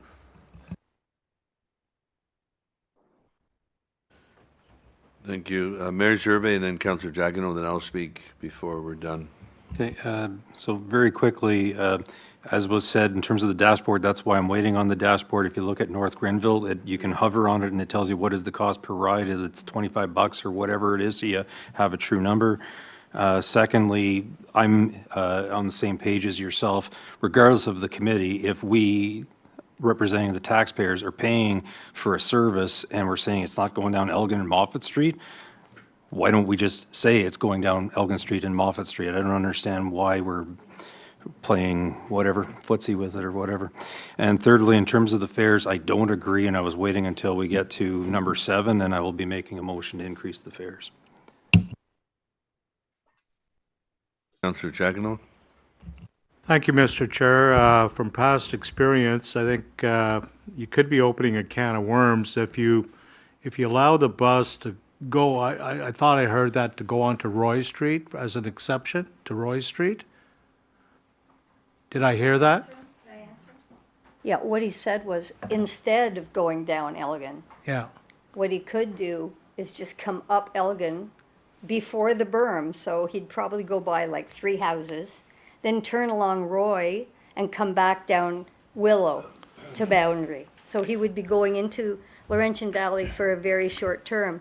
But the thing is, My- the bus stop would be at the corner of Elgin and Roy. My only concern with that is, you'll have people now saying, well, you know, we've got Walmart. If you're gonna do that and go into that part of the Laurentian Valley just for a short trip to pick up 4 or 5 people, why wouldn't you come to Laurentian Valley? Or we're gonna have 100 people on your bus. Are we opening up a can of worms? You know, and then, you know, are there other streets within the city of Pembroke that are long and maybe the bus doesn't go along? Like, I mean, can you have the same comparator? Moffat. No, but I mean, there are other streets. There's more than 2 streets in the city of Pembroke. You know, there's Chamberlain, where there's a turnaround. There's, you know, a cul-de-sac. There's one off Patricia Street. Are we, you know, are we opening up a can of worms? That's all. I'm not against it. I'm just saying, are you going to have the corporates that say, you're going to do that for 3 or 4 people, and, you know, we have a bunch of people from Pembroke, you know, that work at Walmart, and we have people that shop here. How come you're not coming here?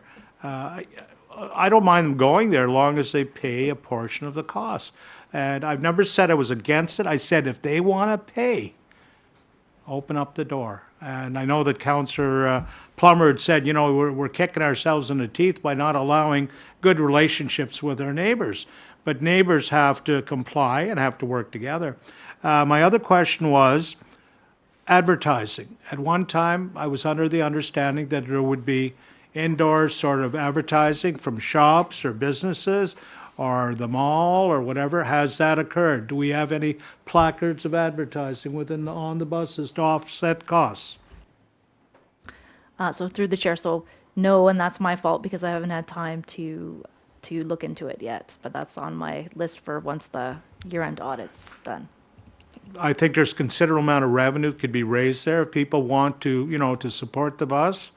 And I mean, you know, if people want to go and have a drink somewhere and they don't want to take their vehicle, it'll drop them closer to their home. What's wrong with that? For $5, you know, you can travel and you're keeping the streets safe and people safe and you're providing a needed service. But I think we need the advertising. Thank you. Thank you. So Treasurer, you're going to look into the request and come back with some answers?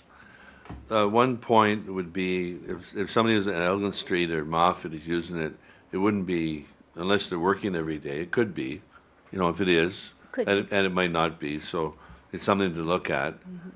So I just want to say that I was downtown Saturday and I walked home. I said to my wife, I'm going to walk home. No, I wanted to get the exercise. And yeah, talking about the bus went by 3 times as I walked home. It passed me 3 times going this way and going that way. So very busy on a Saturday. And I was talking to the treasurer the other day. Saturdays are busiest day. So we've had good ridership. I have lots of positive comments about it. And as Councillor Purcell pointed out, over half of them, 40 to 50%, are taken for work. So that's very important.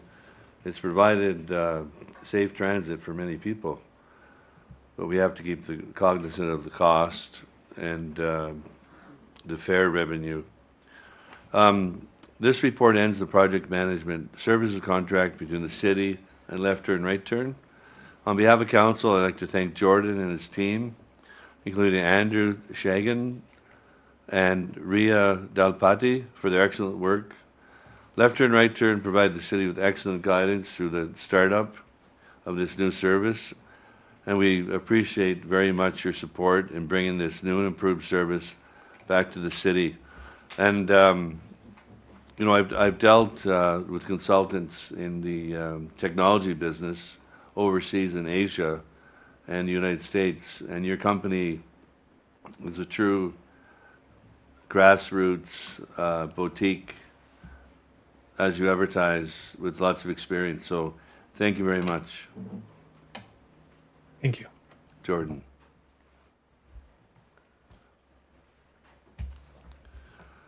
Okay, next item, we have our fire chief here Chief Sell will come up shortly.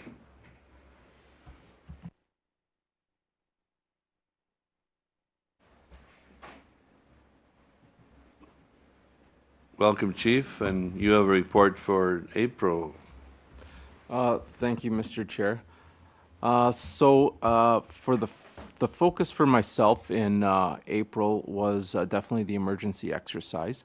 I would like to thank the Exercise Planning Committee, which consisted of Ms. Colleen Sorial, Ashley Perrier, Sarah Walsh, and Joe Brown for their hard work in organizing this exercise. I would also like to thank the Ontario Provincial Police, Renfrew County EMS, the Central Ambulance Communications Centre, MyFM, the Pembroke Regional Hospital, and students from Equinox and Bishop Smith, and all the city departments for their assistance in organizing and partnering with us for this exercise. Further in April, the platoons continued to work through their inspection portfolios, and we continue to meet regularly with the emergency management group who are working towards our community risk assessment. Our partnerships with the Renfrew County Fire Departments continued as we provided fire safety messages in the Eganville Leader, and messaging on Pembroke's Pure Country continues to focus on new carbon monoxide legislation and ice safety. We recorded our Emergency Preparedness Week messaging in April, and so it was set to go for May 3rd. In April, we saw 35 new followers on Facebook, bringing the total number of followers to 1,527. And we had 155,859 views of our content, and the most viewed content was our celebration of Administrative Professionals Day. And thank you to Wendy Hewitt, who is my administrative assistant, for doing such an excellent job, and I can only wish and hope that I recognize her appropriately. So the focus of April's messaging, we definitely had quite a few fire prevention messages, and they range from carbon monoxide and smoke alarm safety tips through to preparation for barbecue season, and we talked about fire extinguisher tips as well. Emergency management, of course, our focus for April was ensuring that there was enough notification to the public regarding our emergency exercise. And we also shared the excellent reel that was developed by the city regarding our emergency exercise. I also thought it would be appropriate to share the presentation that the Ottawa River Secretariat delivered last May to council. I felt that a lot of the comments that I was seeing from some other municipalities regarding the state of the Ottawa River, the answers could be, or the questions could be answered in the presentation. So I thought that appropriate to share that on our Facebook feed. And of course, we tried to keep the residents apprised of the flooding information, and as well as any sandbagging questions that may have arisen. And of course, we celebrated quite a few partner agencies and events in the month of April. As far as education goes, our focus for all of April was the completion of the online portion of our water rescue course. The online portion consists of a 38-hour course with tests and assignments. So staff completed that prior to the start of the practical portion of the course, which began on Monday afternoon, and it runs tomorrow, Wednesday, and 2 days next week. So in all, that's another roughly 40 hours-ish of training for the certification. The Emergency Exercise Planning Committee held 6 meetings in April leading up to the exercise, and I will be presenting a report on the exercise following this report. The Spring Freshette of 2026 began in earnest at the beginning of April. At the time of writing this report, there had been 7 Freshette meetings. Once the waters began to reach levels where the city staff normally take action, we took the appropriate steps, and we have tried to keep everybody informed as best we can. The first full week of May, which we are currently in, so from May 3rd to the 9th, is Emergency Preparedness Week across Canada. The theme this year is Prepared Together. Throughout the month of May and June, we will be delivering presentations on what it means to know your risks and be prepared together. We will also have our customary booth at the Community Expo, providing the opportunity for patrons to learn about preparedness. On May 4th, we welcome back Asha Johnson.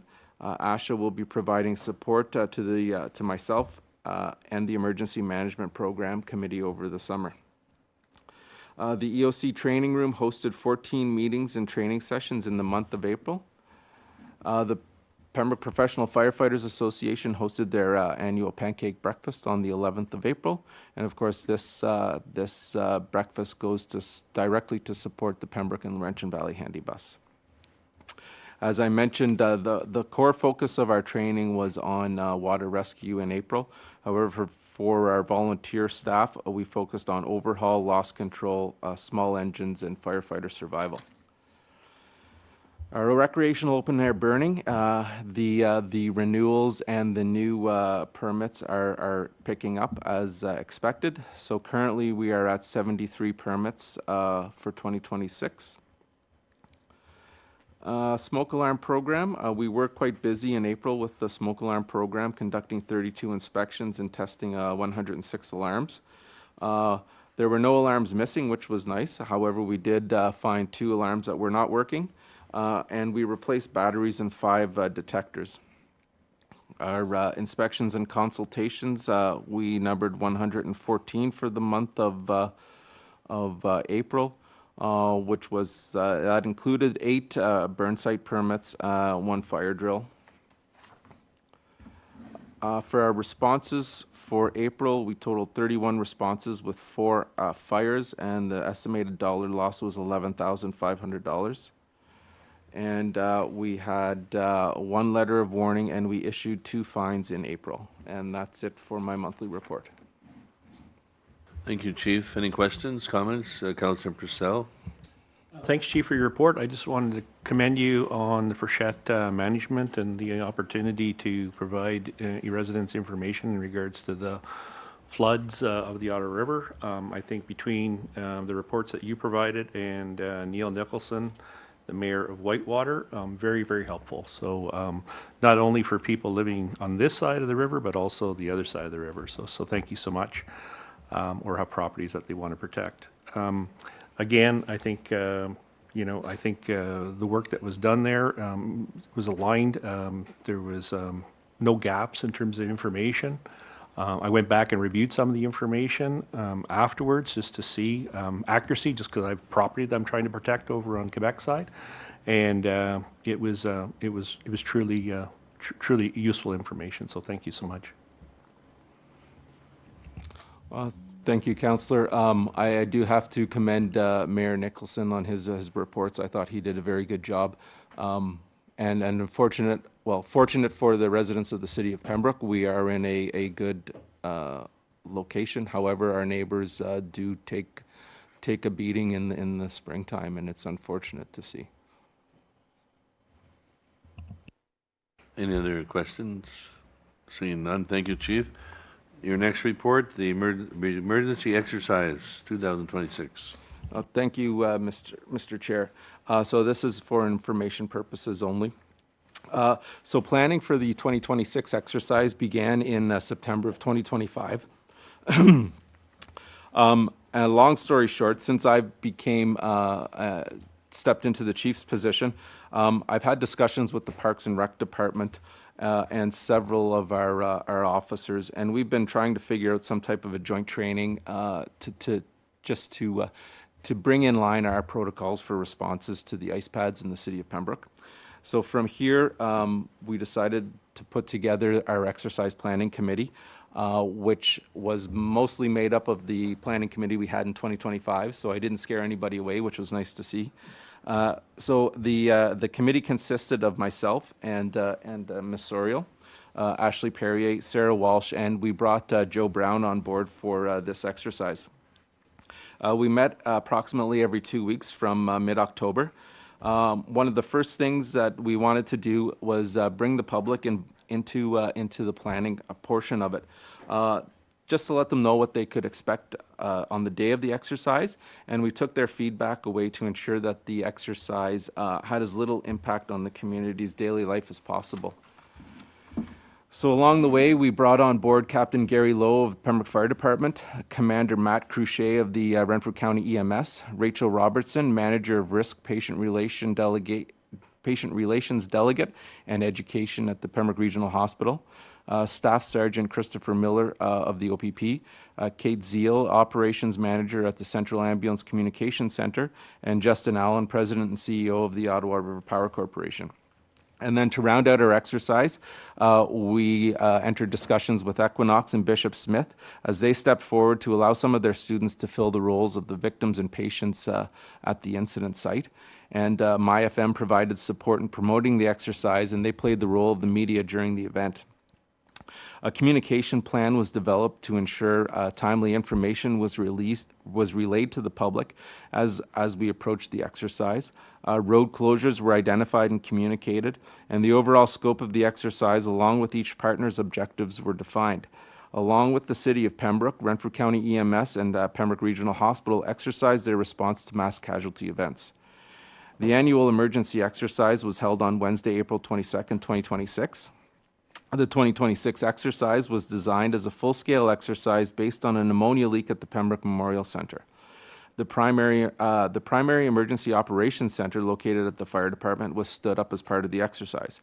The exercise began at approximately 8:15 a.m. with the activation of the Municipal Emergency Control Group, who began their notification procedures and proceeded to the Emergency Operations Center. The control group was activated before the actual start of the incident at the PMC.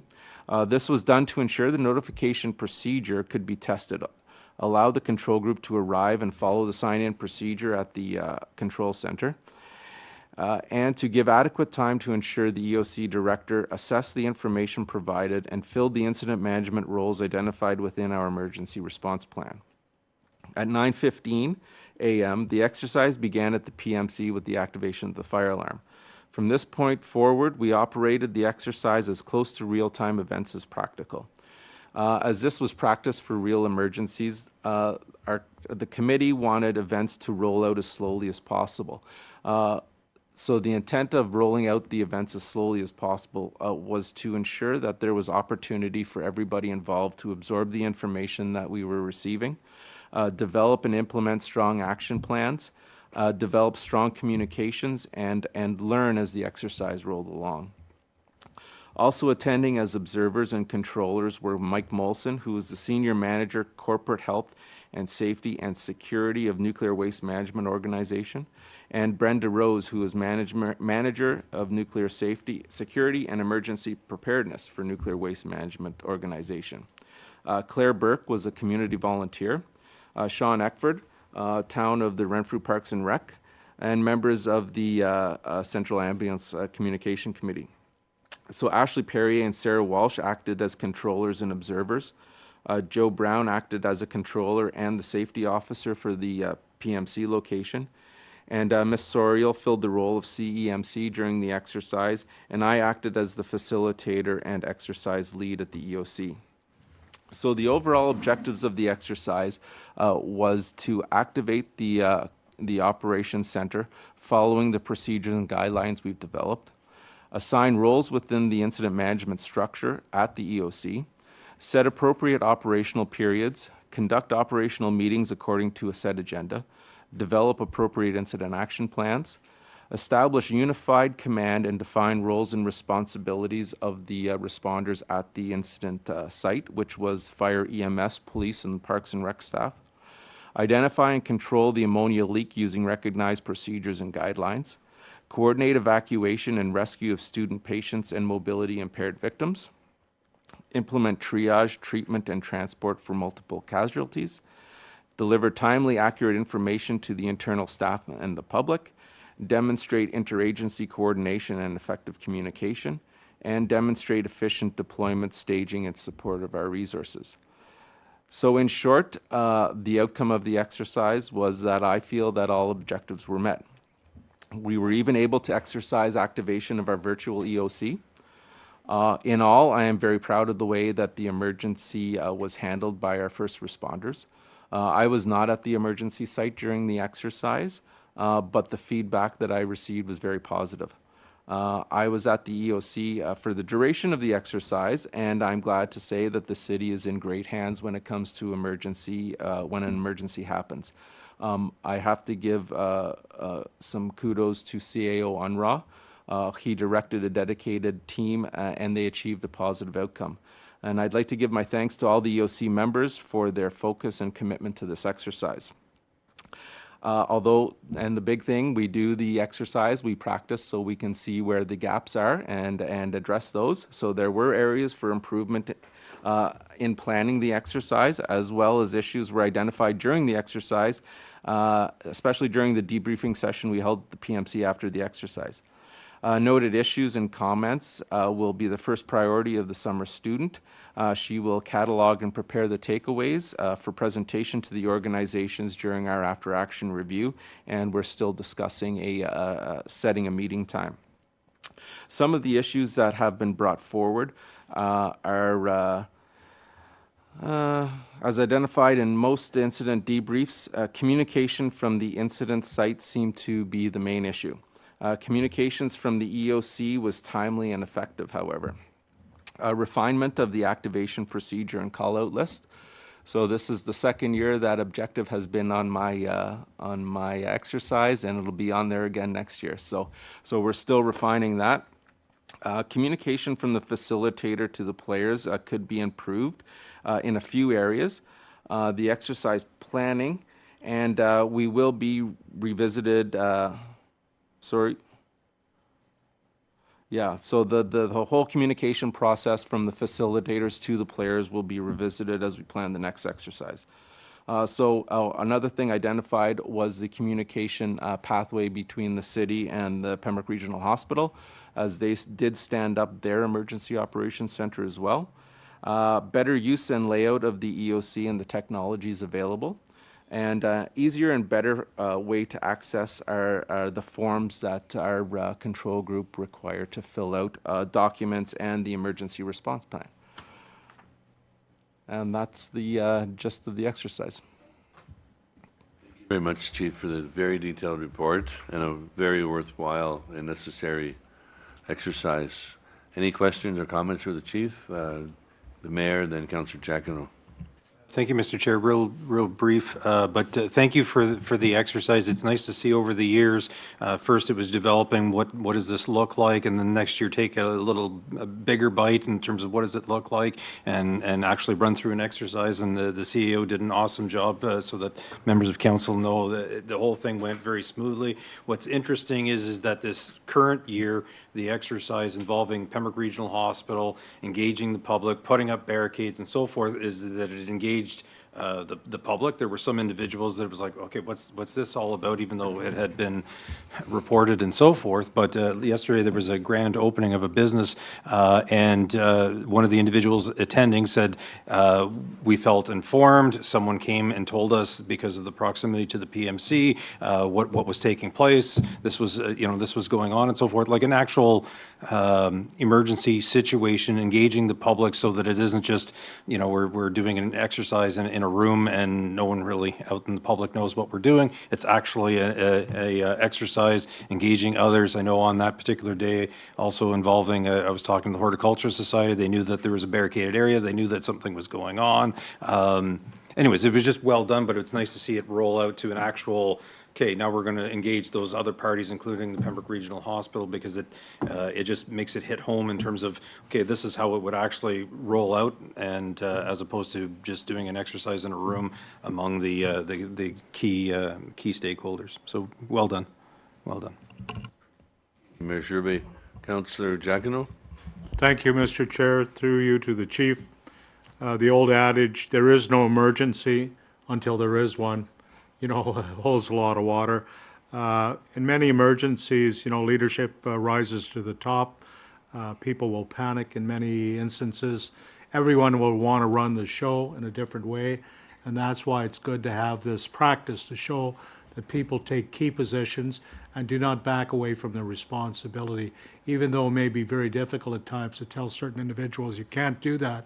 I mean, that comes with the leadership ability. So I drove through town that day, forgetting that there was an emergency on, and I saw these barricades at the top of Monroe Street going down in the next street, and I said, what's going on? And then it clicked in, but it looked well organized, and I just kind of parked my vehicle for a bit and observed, and I thought it was well run for my exterior observation. So good job. Thank you, Councillor Giacono. Any other comments or questions for the chief? Yes, chief? Just wanted to just reiterate the leadership that was that I witnessed that day was second to none. Whether it was at the EOC or whether it was at the emergency scene, it was fantastic. Okay. Well, yes, we have excellent staff under your leadership and under the CEO's leadership. Excellent. Thank you very much, Chief. Next, we have our treasurer again with the May 2026 transit update.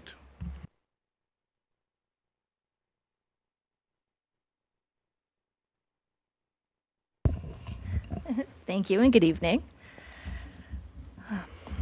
So in February 2026, the city initiated a 6-month transit review survey and rate review as the final activity in the city's project management contract with Left Turn, Right Turn. And the results of this survey was discussed along with the regular agenda of Q1's 3 months worth of stats at the March 5th, 2026 meeting of the city's transit committee.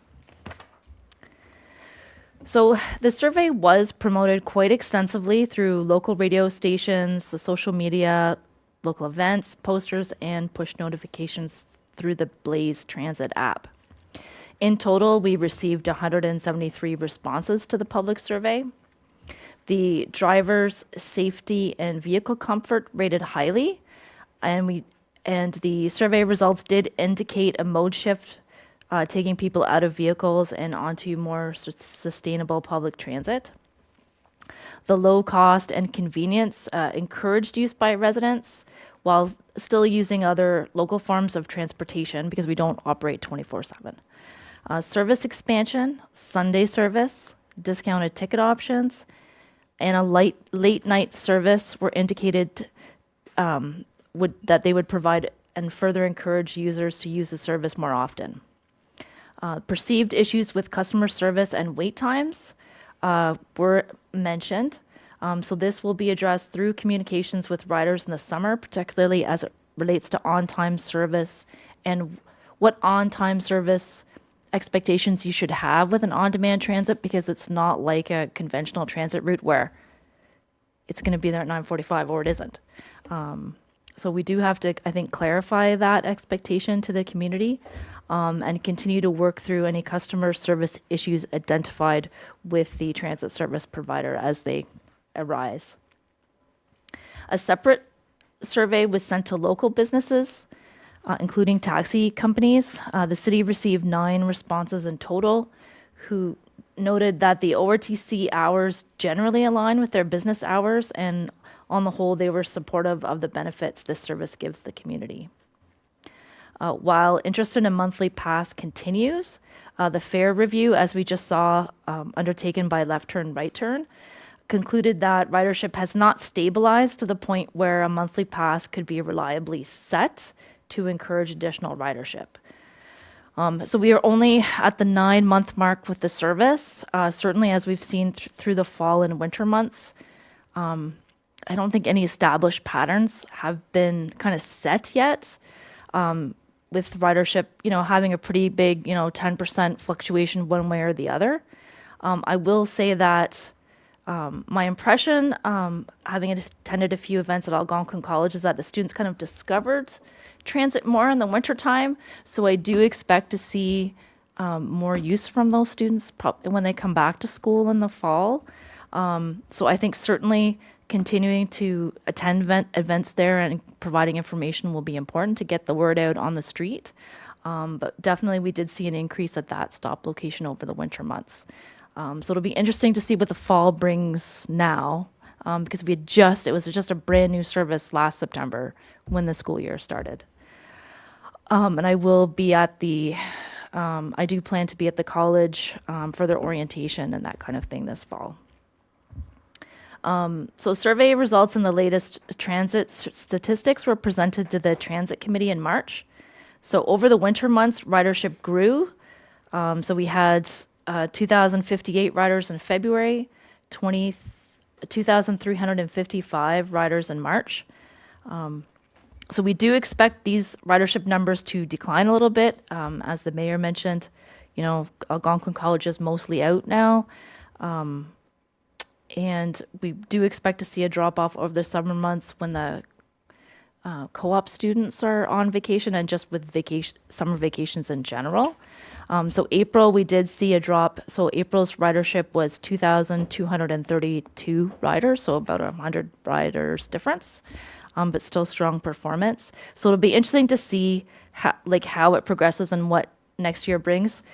We said we were going to do this pilot for 3 years because it's going to take about that to get ridership patterns to kind of settle. And we definitely see that, I think, in the numbers that were presented so far. So on-time performance, service availability, and rider satisfaction were definitely impacted in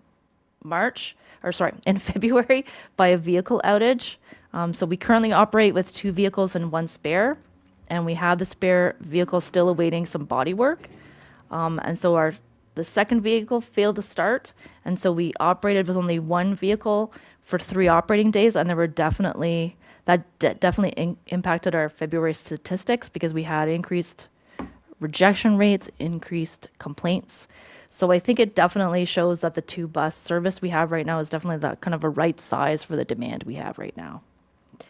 Because with only 3 days, it created quite a ruckus for 3 days. Let's put it that way with some of the users, and understandably so, because it's once you have the service, it's something that's relied upon for people to get to work.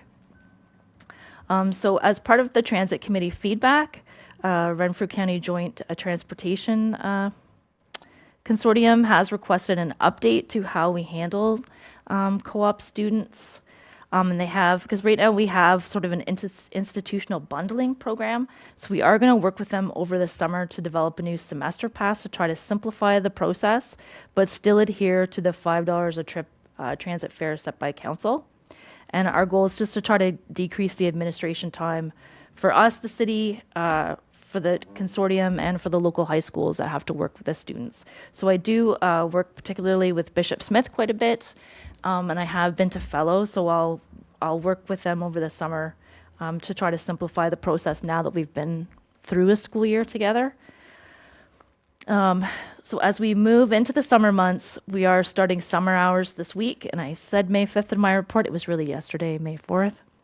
So we are decreasing hours Monday, Tuesday, and Wednesday evenings.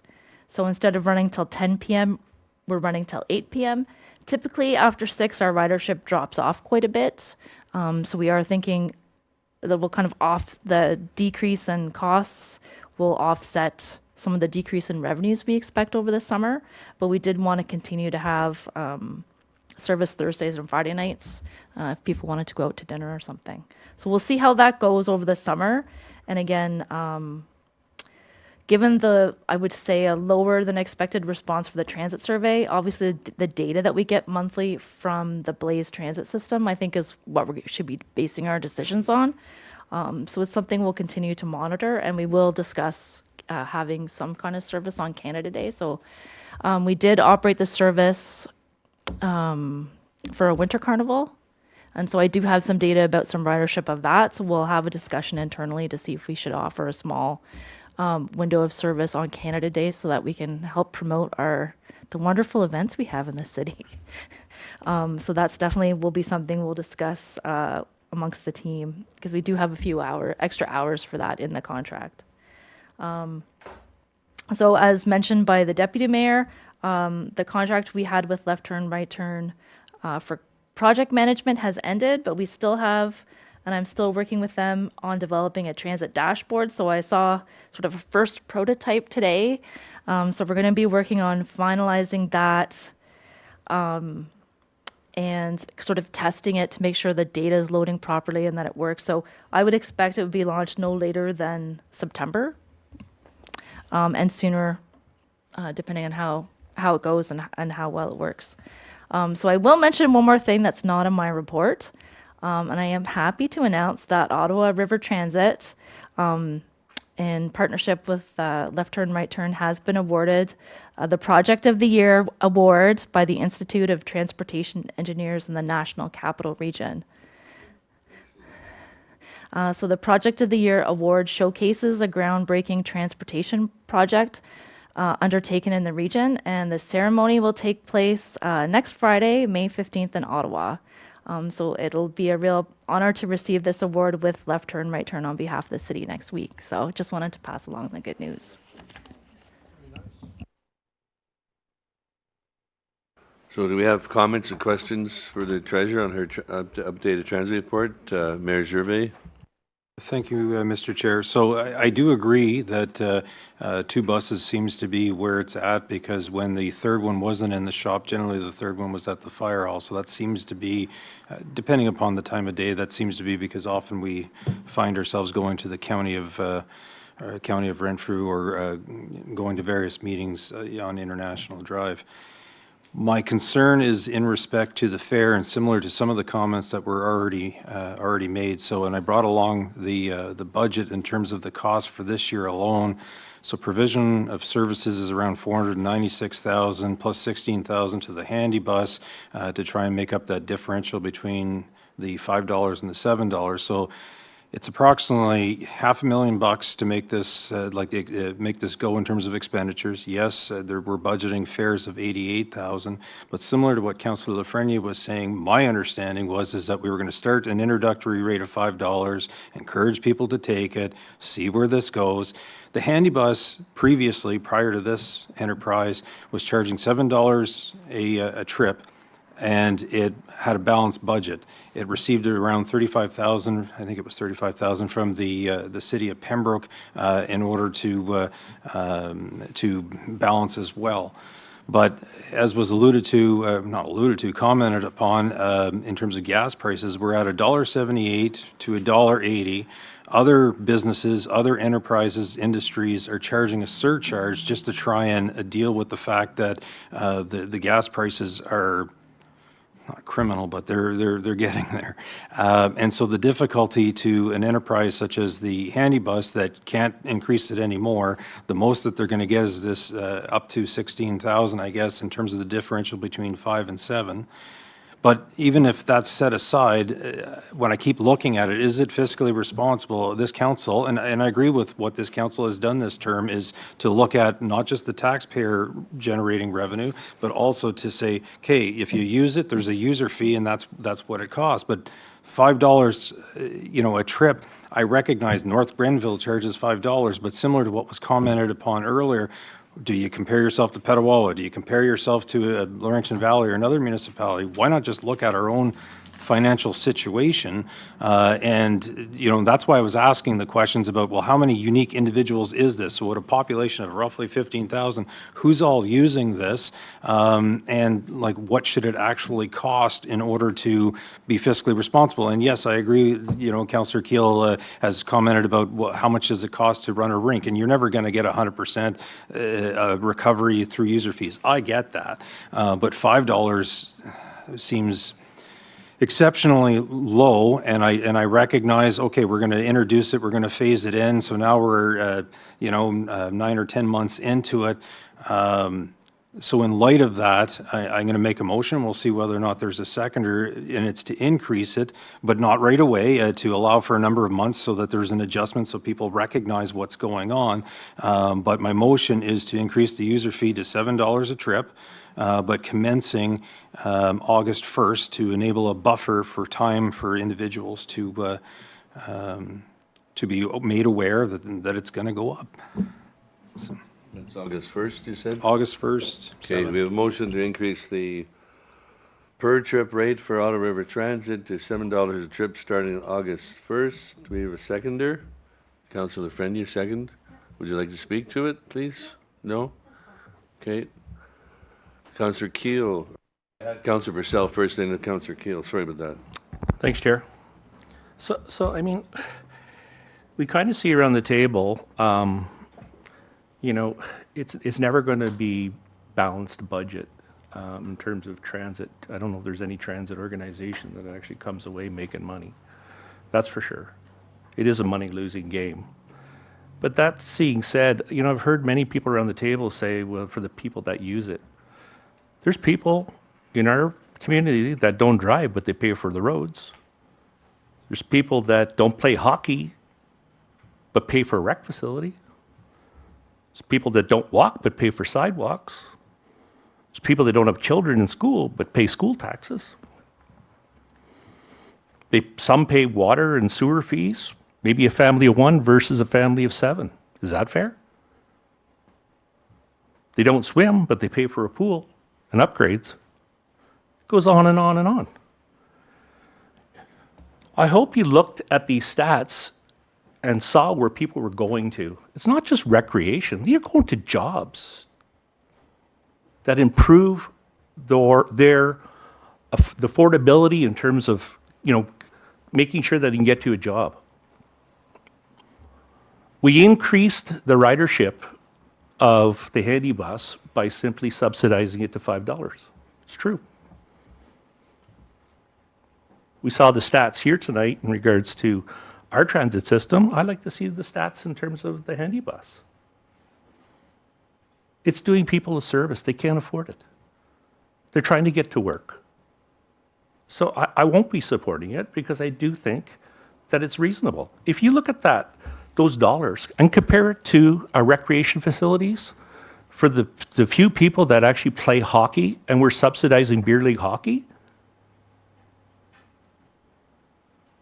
this is for people to go to appointments, people to go to hospital appointments, people to get groceries, people to go to work.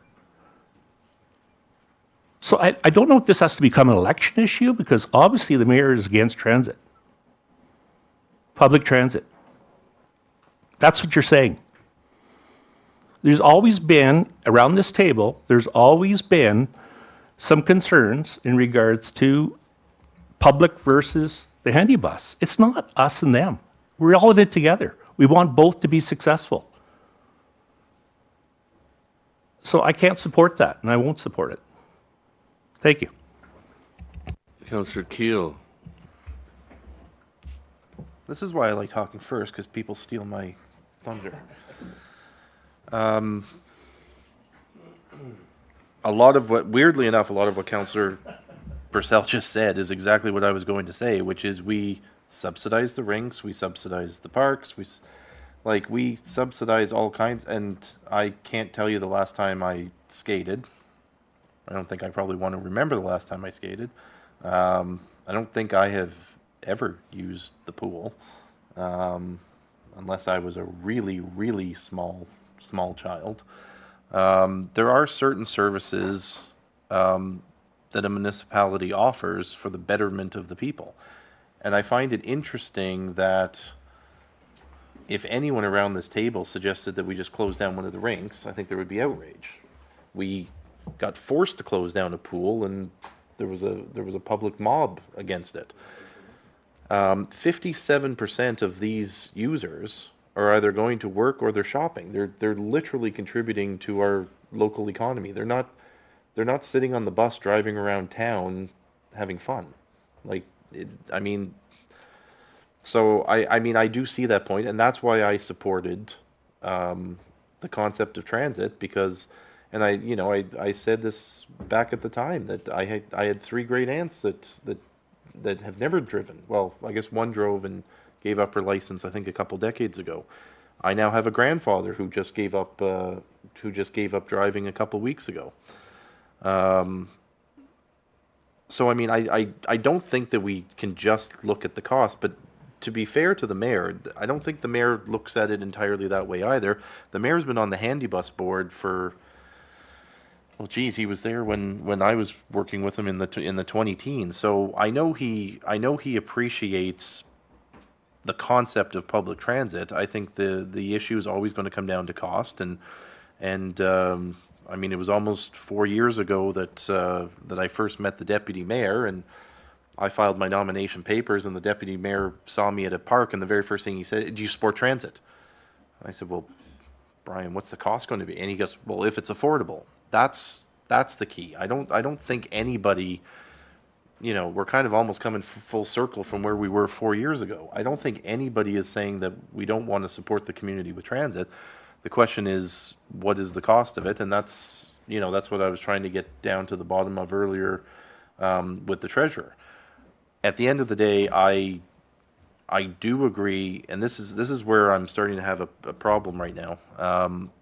The costs are going to have to go up. I never want to see again, and it's not just transit. It's our parks and rec. It's other facilities, dog tags to hockey ice.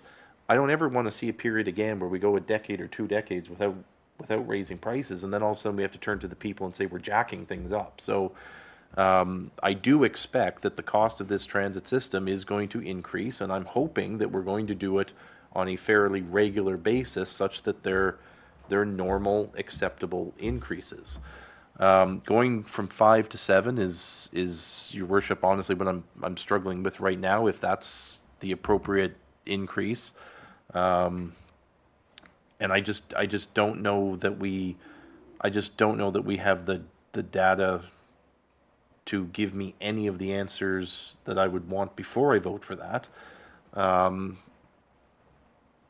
I'll be honest with you. I just don't have the data I want to know whether $7 makes sense, or whether middle of the way $1 increase this year would make sense. I know the mayor spoke about this costing $500,000. He's certainly not wrong about that, but some of that's also not taxpayer money. Some of that is gas tax. So I do wonder, Madam Treasurer, do you know off the top of your head, of the $500,000 price tag, do you know what of that is our tax levy as opposed to government grants? Because that number hasn't been mentioned yet, and I think Yeah. that's important. So for our service, the government, like the gas tax won't kick in till next year, and it'll only kick in partially, because gas tax is reflective of how much you spend, and we have not been spending enough to get the full allocation. And for us, like, I don't know if we'll hit that full allocation with only operating from August. So I'd have to look at like what that room is, in the breakdown from this. Like, so we just received notification of what the grant is, so I can ask them, like, how did you calculate it?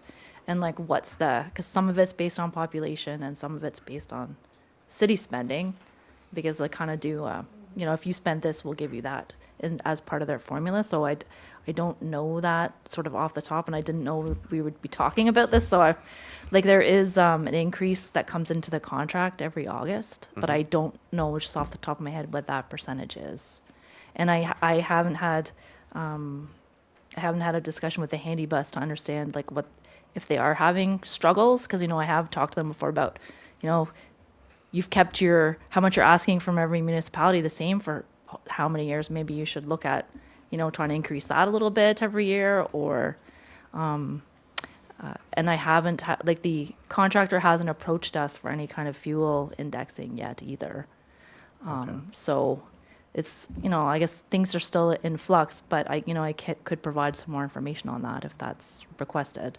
I guess would a sort month- of long term, like if this transit turns into a permanent service, because right now it's just a pilot, there would likely be some efficiencies gained if we were to join forces a bit better with the handy bus. But again, that's probably a discussion for the next term of council, not this one.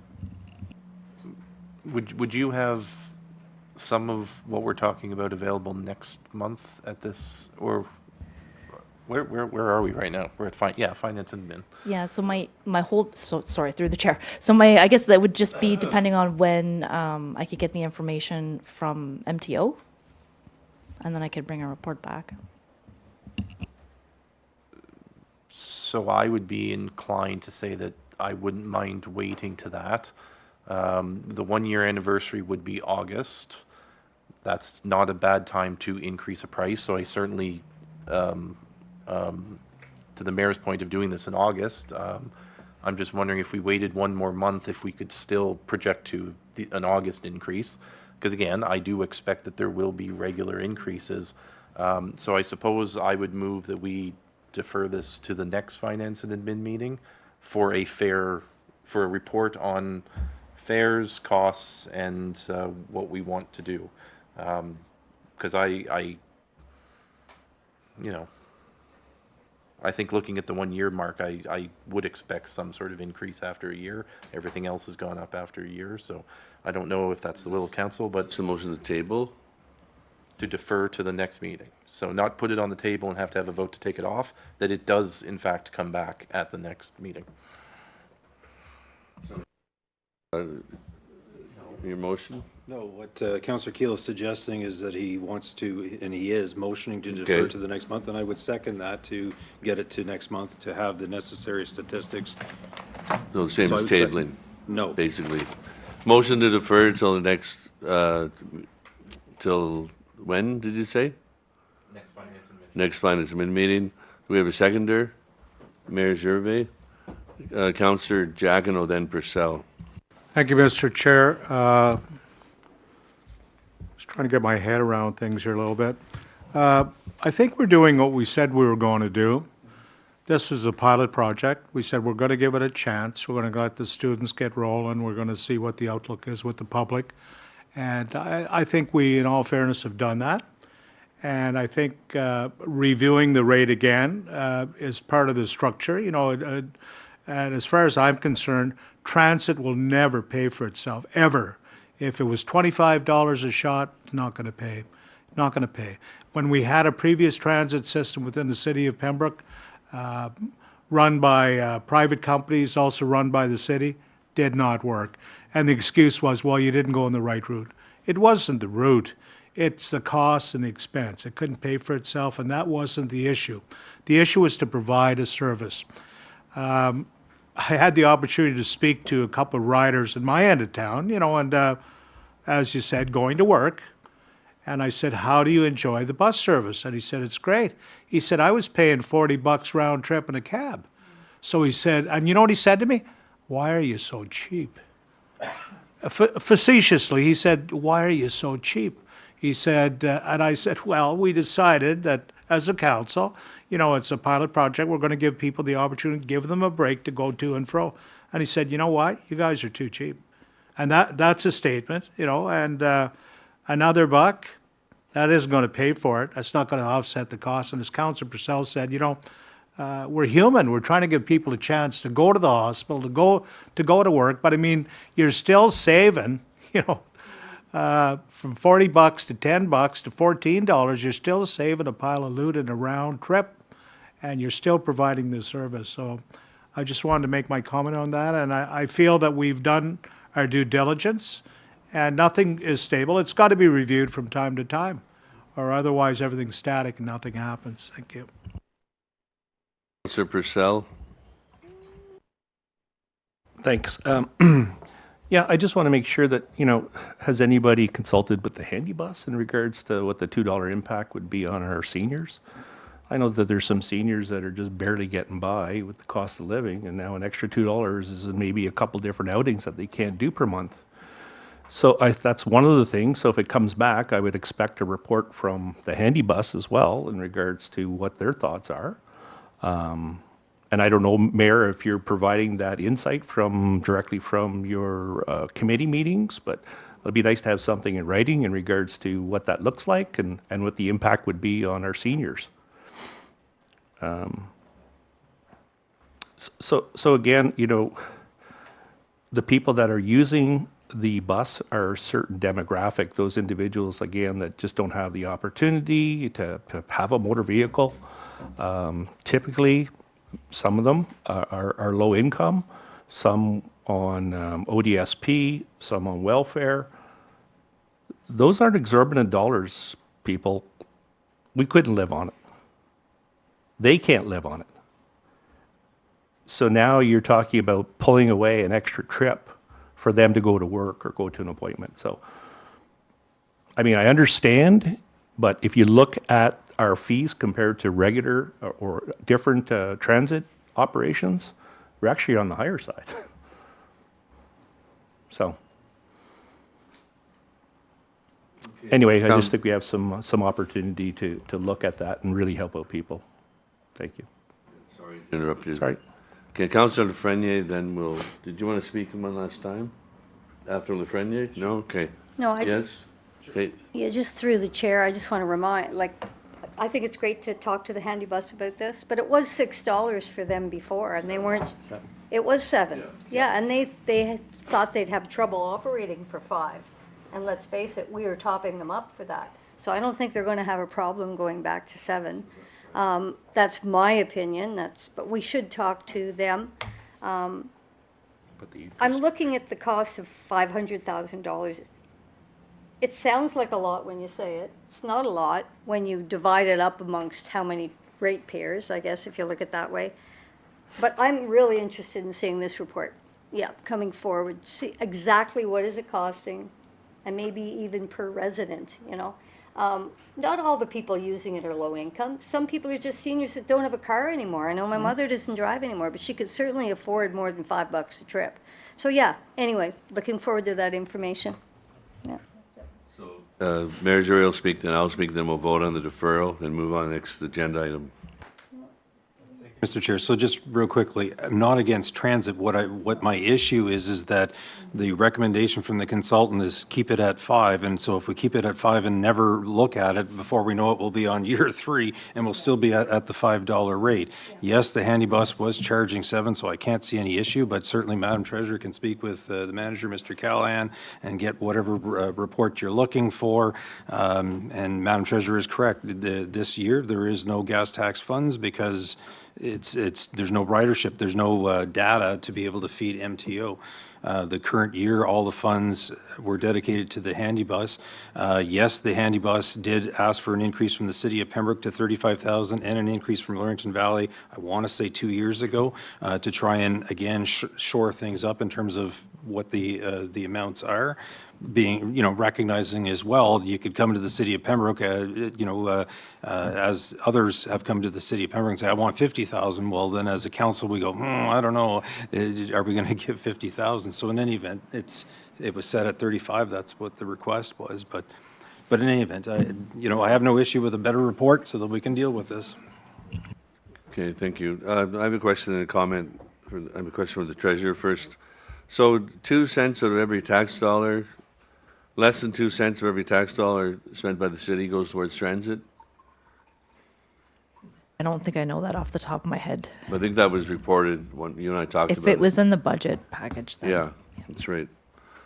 So the consultant recommended weighting, the 11% new users, discovering the service for the first time, college, hospital, no, not right now. We've had it 9 months, so you want to wait till August to look at it. That's a big increase, $5 to 7. As Councillor Purcell highlighted, people working on fixed income, minimum wage or just above, So I get a little upset when we started this 5 years ago under the former council. And I met with, as council lead on transit, with all the stakeholders. And residents were coming up to me on fixed income, social services, the college, saying we needed transit. And there were some doubters, but we have proven that it is being used very well. But I get a little upset when I hear, the cost. It is $500,000, but it's a service like the pool, like the library. That I'm sure the library board, you're on the board. $620,000, excellent service. Parks and Recreation, over $1 million a year. As Councillor Purcell pointed out, some people don't do this, some people don't do that. But we turned down a $500,000 grant that would have saved us $321,000, 1% tax decrease in the transit budget. And it would have been 2.2% down to 1.2, and we would have had 46,000 left in reserve. And you talk about gas prices, we could have 2 electric mini buses that are Grants, proven. grants are offset by taxpayers' dollars and to that- keep that grant going. No, I'm the chair, Mr. please. Chair, I I'm know, but you're speaking. not telling the truth, I am sir. telling the truth. No, you're not. You're So- twisting it. No, I'm not. We would have saved money, and we would have had to the electric. Anyways, that's neither here nor there right now. Okay, motion on the floor to defer. Those in favor? Okay, those against? Motion carried. Next item, use of corporate resources for election purposes. Clerk Charbonneau.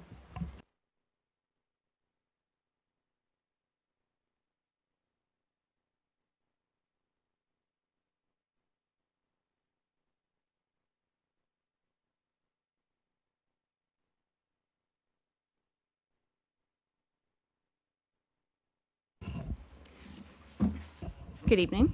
So today I have two reports regarding elections, and they're very standard reports for committee's review and consideration.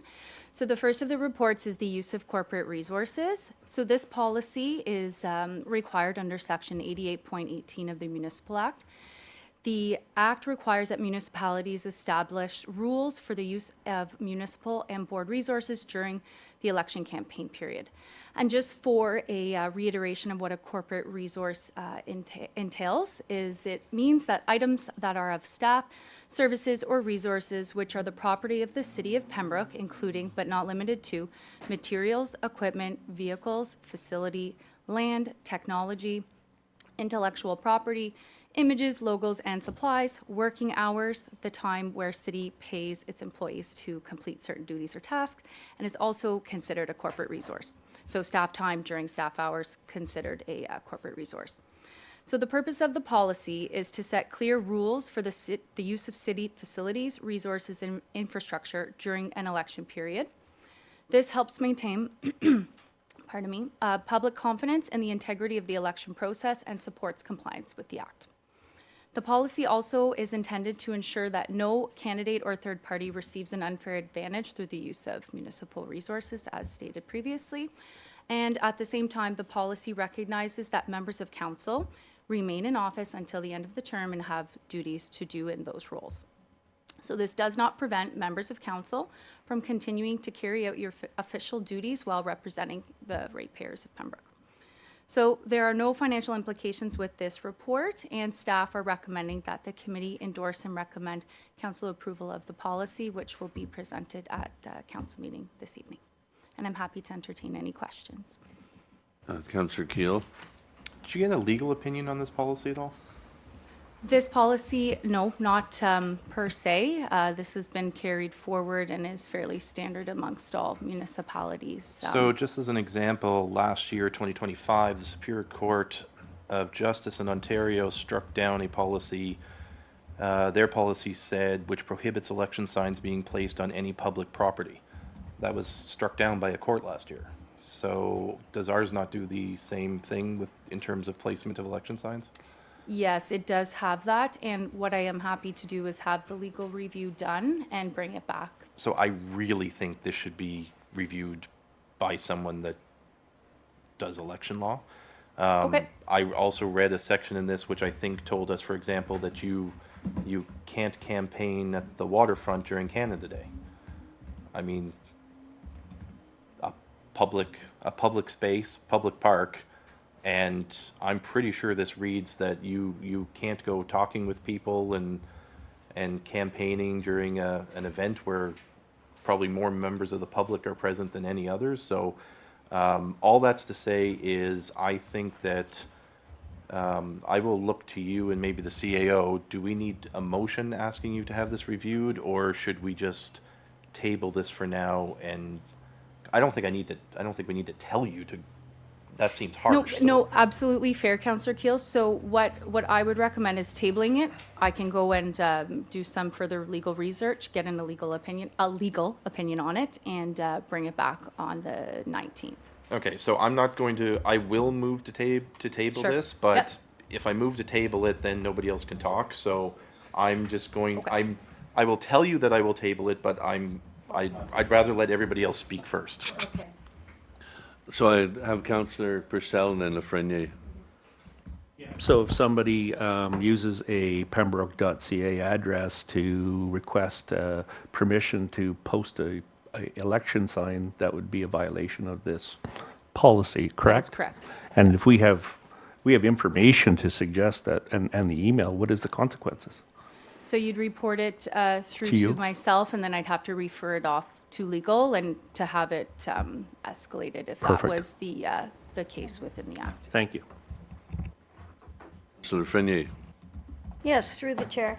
Last election, I had a picture taken of myself down at the waterfront. And I was wearing a vest that I purchased that said City of Pembroke on it. And then somebody else who was running in the election complained about it. And so I had to go to my photographer and get them to white out or Photoshop the logo off my vest. I'm wondering if that should be looked at, but anyway, that's fine. I'm reading in the policy that it wasn't allowed. You are correct. Okay. But someone can be standing in front of City Hall? I don't think so either. If City Hall, if it shows the slogan by this, it says that, it's kind of misleading here. It says notwithstanding, I'm not even running, but I'm just interested. Fair question. Notwithstanding the foregoing, candidates or registered third parties may capture their own photos of municipal property for use in campaign material, provided the photo is taken from a publicly accessible area and does not contain a municipal sign, logo, crest, coat of arms, or slogan.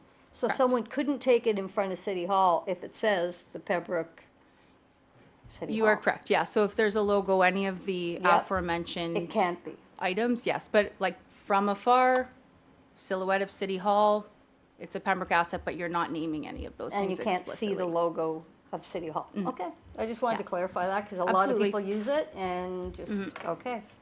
Thank you. Councillor Giacono. Thank you, Mr. Chair.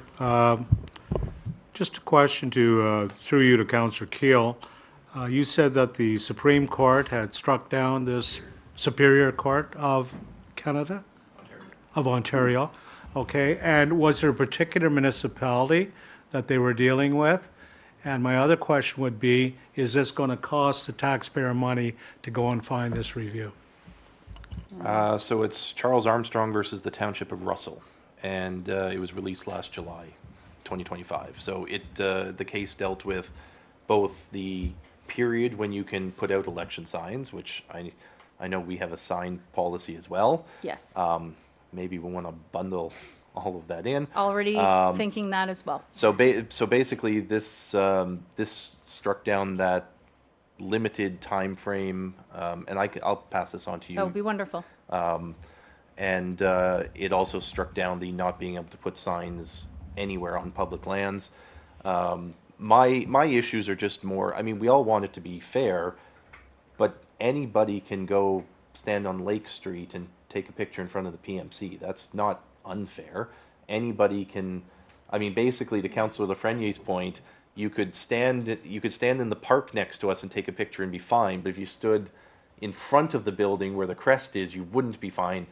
I think that gets a little strange. I know her issue literally because I just reopened my emails from 4 years ago, and the clerk at the time, Heidi, I guess, because whenever there would be a complaint, Heidi would respond to the whole field, and she Absolutely. basically said that Councillor Lafreniere was fine because anybody could go to Parks and Rec and buy the vest. I'm not saying you're, let me be clear, I'm not saying that you're bound by the former clerk's interpretations or decisions, but I just, I don't know, like, it's hard enough for me as a lawyer and second-time candidate, potentially kind of looking at this and being like, so I need to watch where I take a picture here, I need to watch where I take a picture.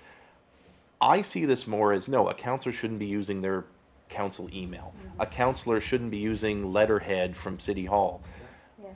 When we get out into, like, you know, can the public stand in front of City Hall and take a picture just like Councillor Lafreniere, if she changes her mind and decides to run again, can? So I don't know. I think we're getting a little, and certainly for a new candidate, like, I don't want them reading this and then suddenly being like, where am I supposed to campaign? Where can I take a picture? Like, I don't know. I think we're doing a little much with this, but my bigger concerns are the actual section 2 freedom of speech issues.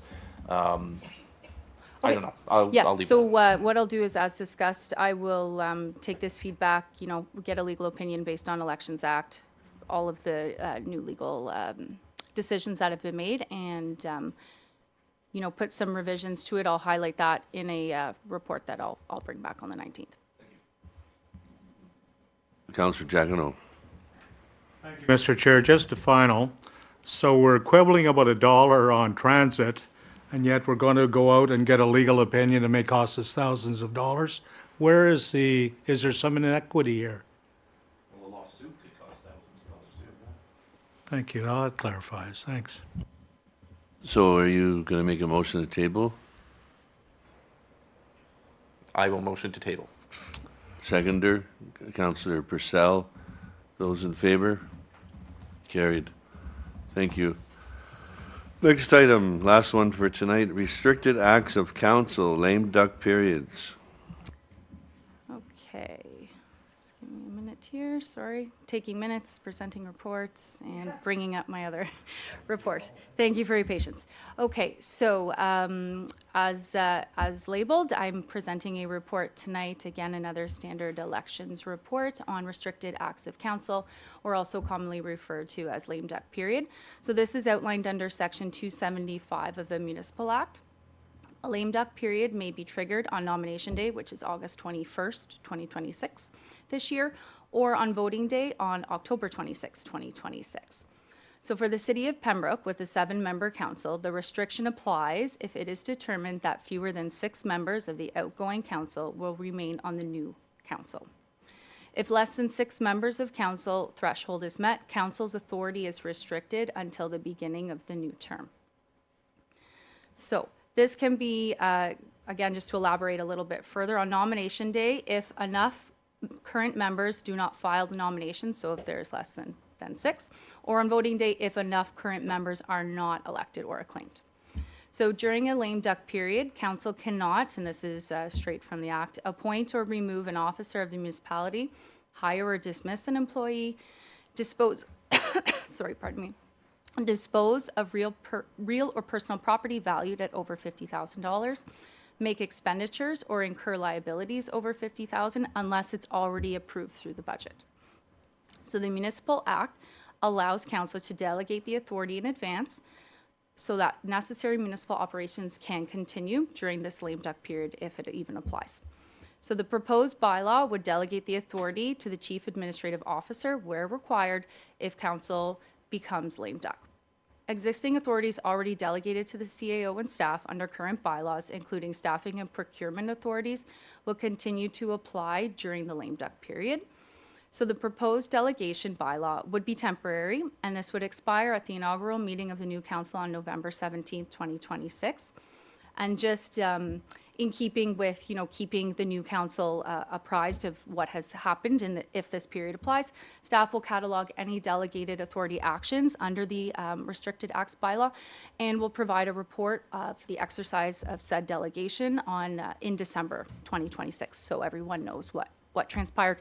If anything, again, this is just to ensure continuity of business. It's for things that are not outlined in the budget. So the report is presented for information, and the recommendation is that committee endorse and approve said bylaw. That will be presented on the 19th at council. And I'm happy to entertain any questions. Mr. Keel? So just to be clear, like Section 275 of the Municipal Act, it's only those 4 points. Like, we can still pass regulatory bylaws, we can still do Yes. all of that other everyday council stuff. It's just mostly dealing with money, to be honest, and Yes. employment Yep. things. So. And anything that's not in the budget. So if it was currently in the budget, you still have right to proceed in your decision. I only say that because as of late, there has been some discussion, we got to get this in before lame duck. We got to get, and I'm thinking, no, that's just a regulatory bylaw. Like, that can be, Correct. that can continue on. So I just wanted to clarify that. Yep. So you'd like a motion on that to endorse and recommend? That would be great. Okay, Councillor Keel, seconded. Councillor Plummer, discussion. Those in favor? Carried. Thank you very much. Busy time of year for you. Exciting. Yes. Motion to adjourn, Councillor Keel, Councillor Purcell. Those in favor? Carried.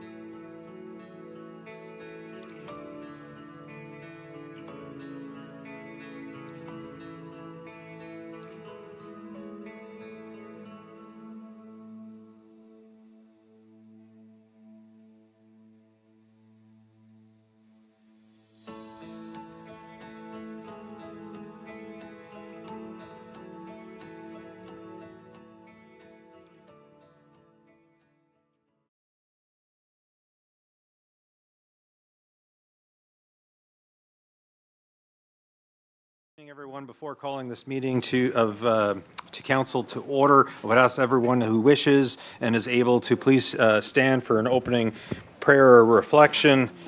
Before opening this meeting of council, I would ask those who wish, each in your own way, silently join in a prayer of guidance over these proceedings.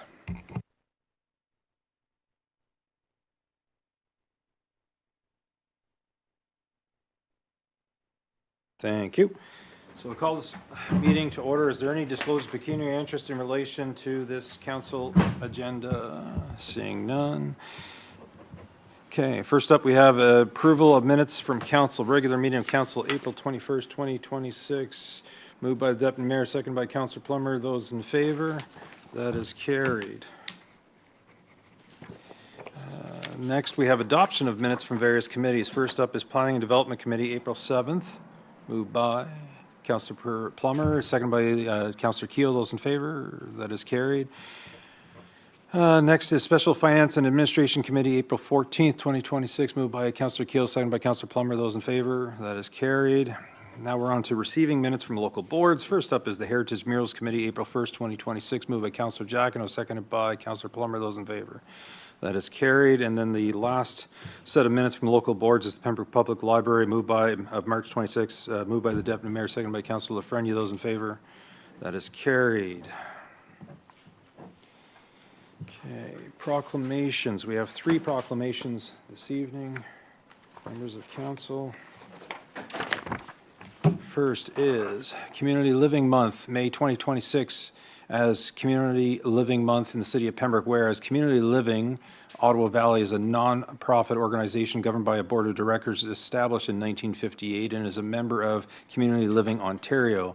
It has approximately 200 members representing communities in Upper Ottawa Valley and provides service and supports to adults with intellectual disabilities. And whereas Community Living Upper Ottawa Valley's goal and vision statement is that all persons live in a state of dignity, share in all elements of living in the community, and have the opportunity to participate effectively, advances and educate citizens of all the communities. And whereas Community Living Upper Ottawa Valley remains true to its vision for seeing a society where all legal and human rights are afforded to every citizen without discrimination, and where everyone is supported in their efforts to become a participating, respected member in our society.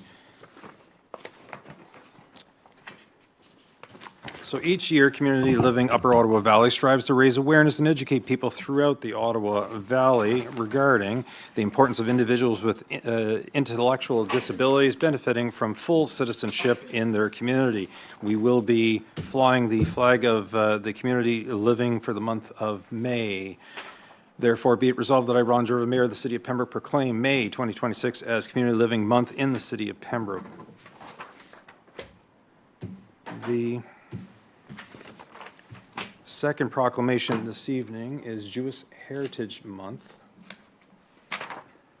And so I do hereby declare May 2026 as Jewish Heritage Month in the City of Pembroke, whereas the Jewish community, with a long and proud history in Canada and in Pembroke, has made significant contributions to the well-being, growth, and prosperity of Pembroke and all of Canada, while overcoming tremendous obstacles. And whereas Jewish Canadians have excelled in a wide range of endeavors, including the arts, sciences, law, architecture, media, finance, entertainment, philanthropy, and business significance, contributing to Canadian life. And whereas in 2018, Parliament adopted Bill S-232, which designates the month of May as Canadian Jewish Heritage Month, recognizing the important contributions that Jewish Canadians have made to Canada's social, economic, political, and cultural fabric.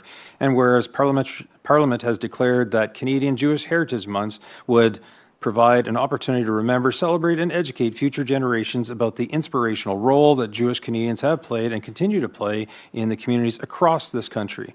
And whereas the Jewish Human Rights Organization has invited municipalities to enhance Parliament's declaration by adopting their own motions and promoting the celebration of Jewish Heritage Month with respect to communities every May.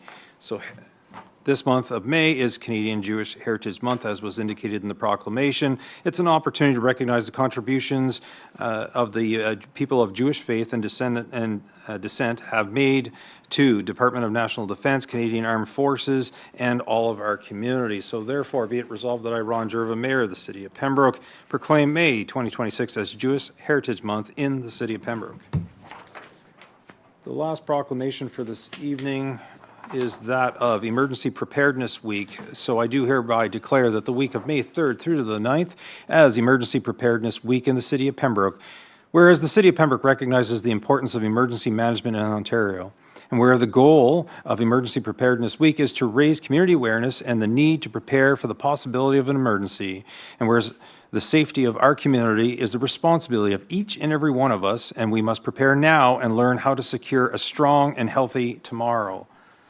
So as was indicated earlier this evening, we've heard from our chief, who is also our emergency management officer, that May 3rd through the 9th is Emergency Preparedness Week.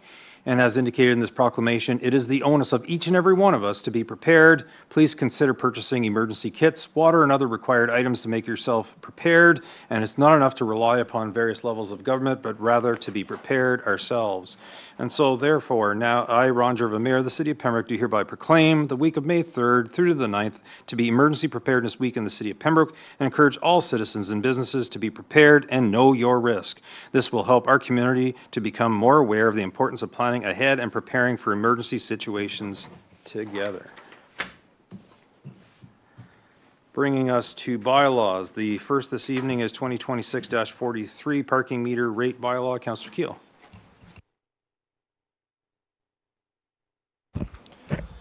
Your worship, moved by myself, seconded by Councillor Lafreniere, that the Planning and Development Committee at its meeting of December 2nd, 2025 endorsed and recommended to Council to increase the parking meter rate from 50 cents per hour to $1 per hour upon installation of the new meter technology, that the new meter technology is scheduled to be delivered in May 2026, that bylaw 2026-43, a bylaw to amend the City of Pembroke's parking bylaw 2024-24, increase the parking meter rate and redefine the parking meter area as recommended by the Planning and Development Committee be adopted and passed, and further that the said bylaw be signed by the mayor and clerk and sealed with the seal of the corporation.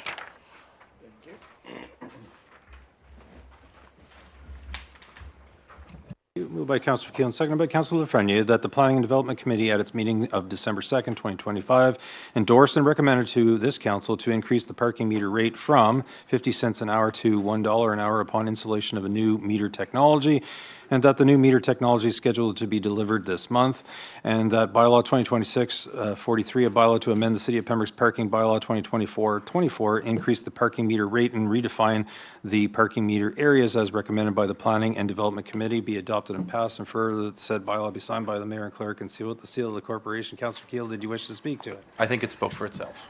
Thank you. Call the question. Those in favor? And that is carried. Thank you. Mayor, I believe this next item was deferred. Correct. Okay. So with thank that, you. we'll move to 2026-45, Deputy Mayor, Agreement to Purchase and Sale, Anhert Housing Corporation. Thank you, Your Worship. Moved by myself, seconded by Councillor Adu Plummer, that bylaw 2026-45, a bylaw to authorize the proposed sale of lands be adopted and passed, and further that the said bylaw be signed by the mayor and clerk and sealed with the seal of the corporation.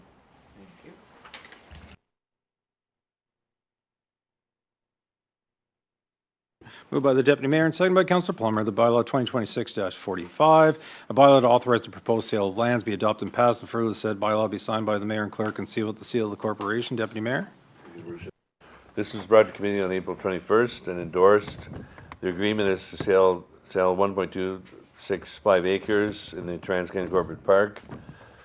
The Anhart Affordable Housing Corporation intends to develop a neighborhood modular manufacturing hub, steel fabricated building, and produce panelized and volumetric components to serve the affordable housing market and need in the Upper Ottawa Valley and Renfrew County. The proposed use complies with M2 zoning and meets the industrial park's minimum 12% lot coverage. Within 18 months, construction is anticipated. The land sale will generate immediate revenue from the land purchase and contribute to future tax assessment growth And the other thing, it'll kickstart and serve the affordable housing market in the Upper Ottawa Valley. So it's a win-win for everyone, Your Worship. Thank you. Great news indeed. So call the question. Those in favor? Thank you. That'll allow this to proceed. Brings us to mayor's report. So good evening, everyone. Wish to bring forward my mayor's report at this time. So as we heard earlier, April 22nd was certainly an exceptional busy day. It was great to represent council at the emergency exercise, and we've already heard this evening from our chief as to what took place in terms of running that particular exercise. That same day, I was pleased to attend at Rotary Park with the Horticultural Society to celebrate Earth Day. 2 beautiful maples were planted and donated to be planted at Rotary Park, so certainly check that out. And further, there was also a community cleanup held at that location that day. Look forward to a report from, if they wish, Deputy Mayor and Councillor Keel regarding later that evening. As I say, it was a busy day, was the community watch meeting, and certainly I was enheartened to hear that all the zones were quiet and to receive great reports from all the different block captains. April 25th, I had the pleasure of attending the Veteran Appreciation Dinner at Branch 72, and it's always a great opportunity to go to Branch 72, always a warm welcome. This year, the guest speaker was Fire Team K9, which is no stranger to this council, and the Legion made a generous donation to that worthwhile organization at that event. Shortly thereafter, attended another event, which was the 104th Kiwanis Club of Pembroke Charter Night, and brought greetings on behalf of our council. Always pleased to attend and bring greetings to Kiwanis Club of Pembroke, not only as your mayor, but as a past president of that wonderful club. There was many dignitaries traveling from various distances to our beautiful city, and they received a warm welcome. Our guest speaker at that event was Haley Cottenham, who originally is from Pembroke, as I understand it, and she has spent the last 30 years working for CBC, and she had a very informative talk that evening. April 27th, the CEO and I attended a intermunicipal meeting, as we regularly have. Just as a refresher, that's where the mayors and CEOs of Deep River, Laurentian Valley, Petawawa, Whitewater, and ourselves meet to regularly discuss many topics of mutual interest and look at paths forward to advocate for our greater community.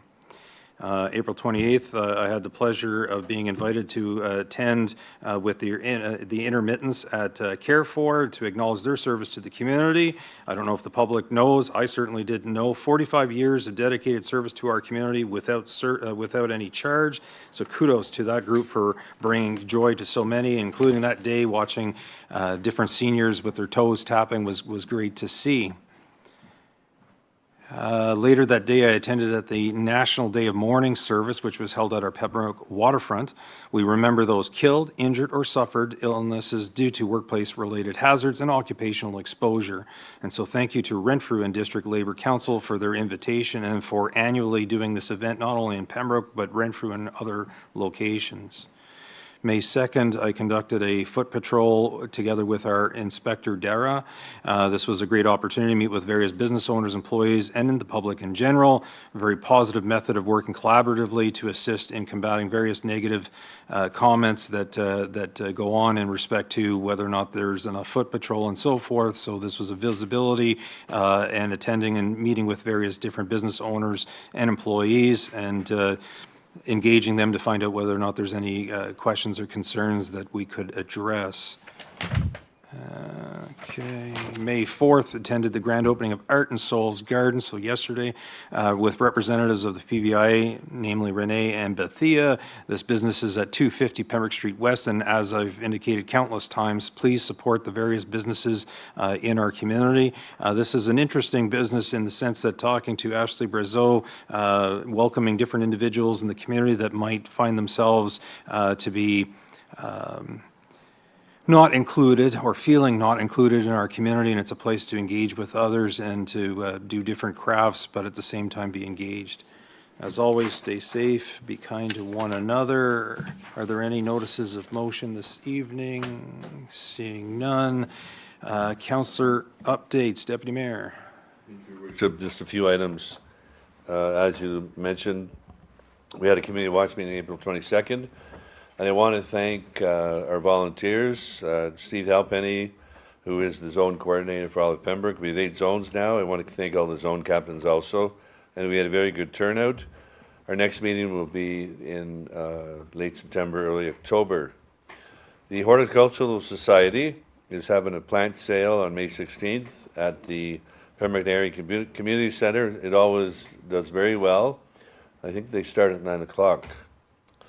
The Farmers Market, May 16th at 10 a.m. The mayor and I will be attending, and we will be helping them celebrate opening, and they have a lot of great new ideas and new actions. It's going to be very good. So we want to commend them for all their efforts and all the vendors. April was the Earth Month. I want to thank everyone who volunteered and submitted photos to the Parks and Recreation Department. And I also want to thank the Beautification and Climate Advisory Committee under the leadership of Ann McKay. She's the chair. The committee puts in countless hours of meeting and working for the betterment of the community.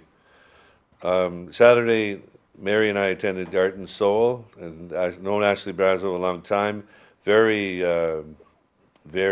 innovative entrepreneur.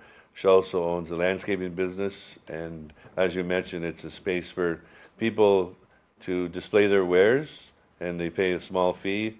And we went there because we couldn't make the opening on the Monday. So thank you for her for locating in downtown Pembroke.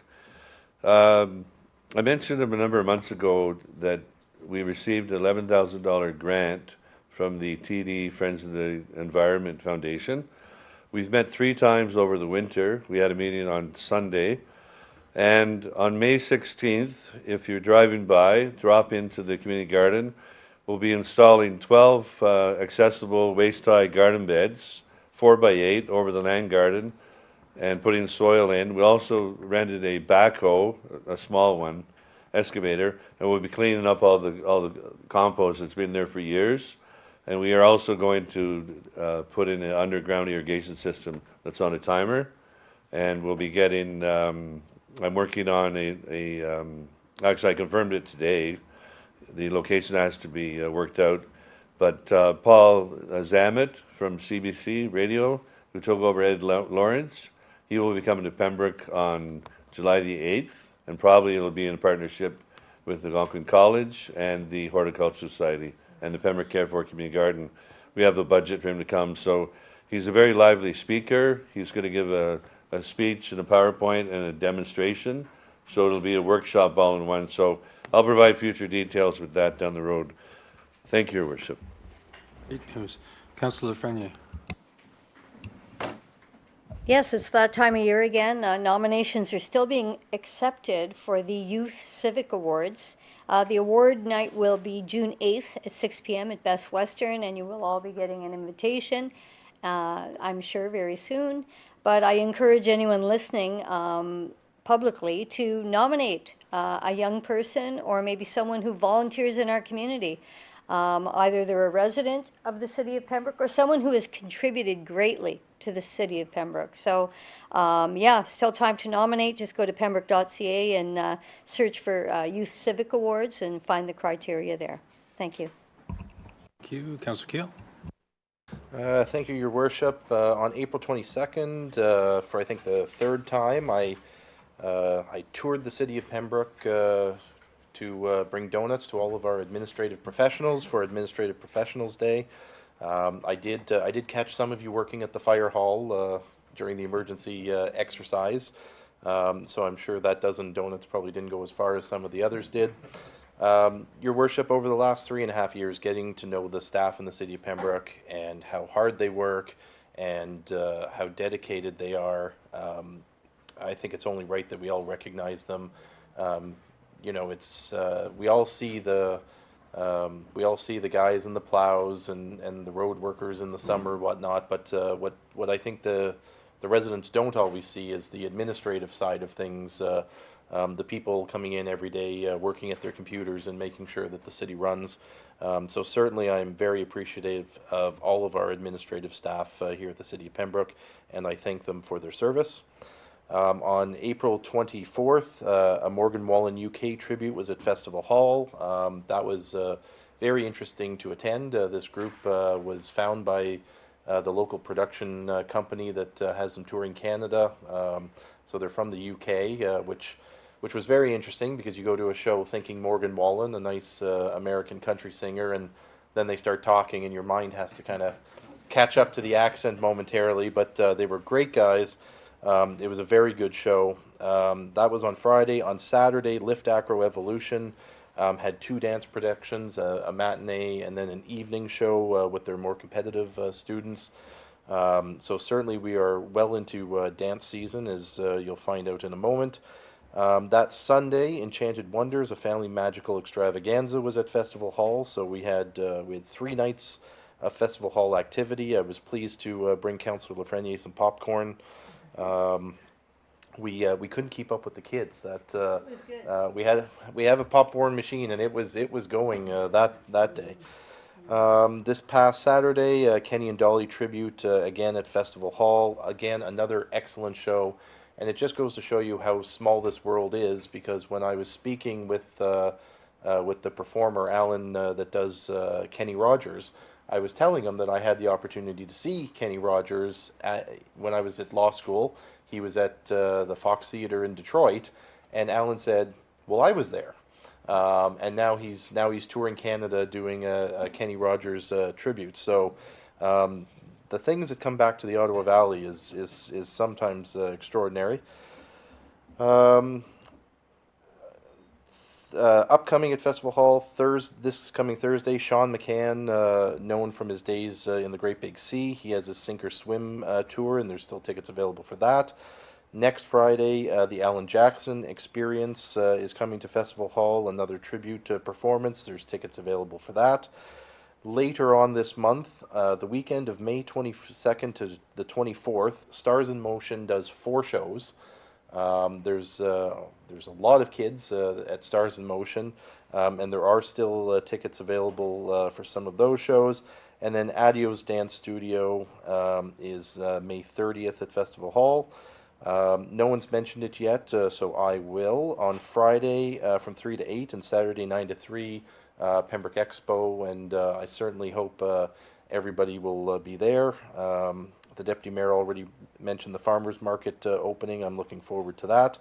And the other thing that I will promote is the Public Works Open House. It's not until May 20th, but they're currently doing advanced bookings to tour the water purification plant, and if you are brave enough, the pollution control plant.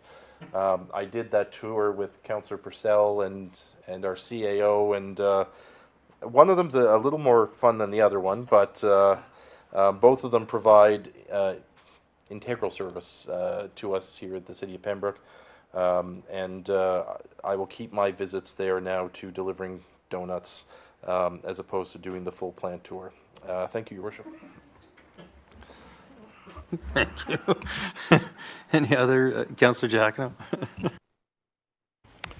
Your Worship, members of Council, first of all, Your Worship, I'd like to thank you for inviting me to accompany you to the memorial service that was held in Petawawa to mark the 7 paratroopers that drowned in the Ottawa River 58 years ago.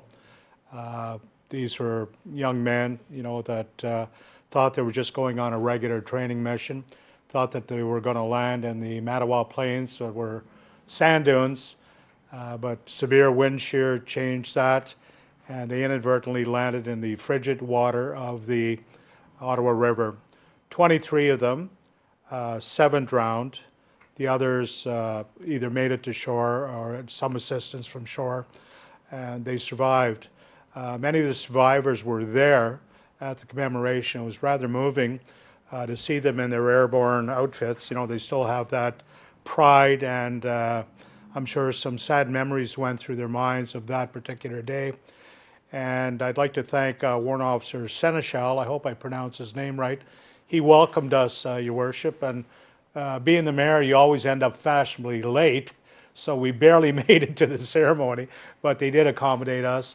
And it's just really, it was a moving ceremony set on a ridge. I don't remember what street or it was on, but it was down from the Normandy Officers' Mess, and it overlooked the Ottawa River where those young men lost their lives.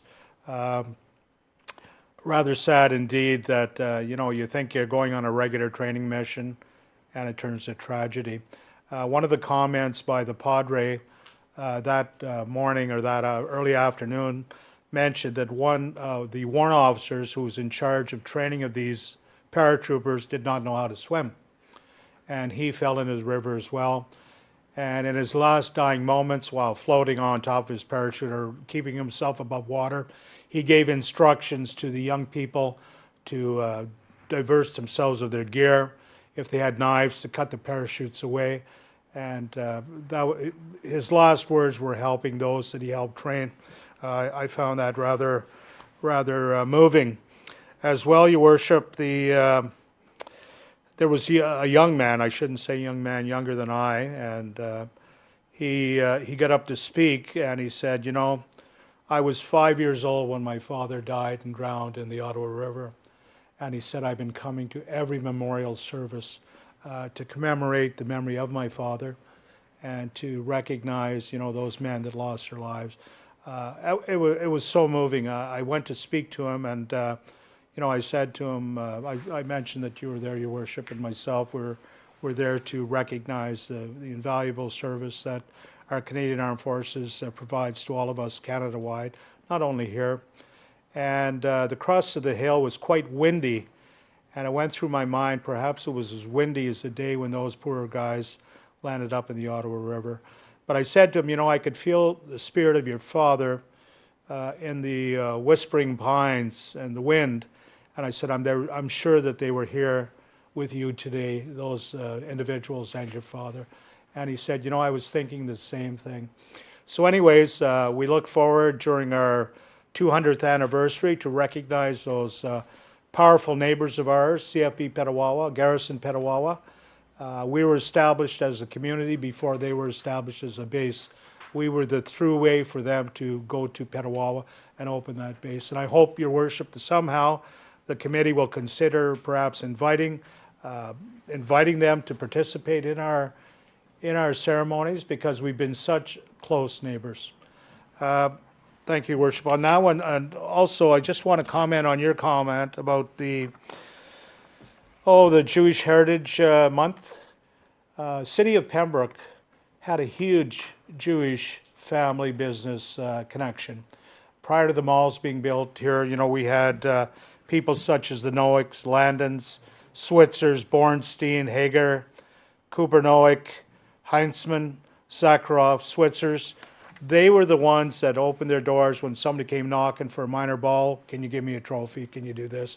There were no malls at either end. So they were basically, I guess, the Jewish PBIA, if I can call them that with all due respect. They were there to support the community. And many of them, of course, you know, they moved. Their children moved to university. A lot of them followed their children. They married outside of the area. But I know that the Jewish community outside of our region still has a close connection with the city of Pembroke. And it was wonderful that you would bring note to that, Your Worship.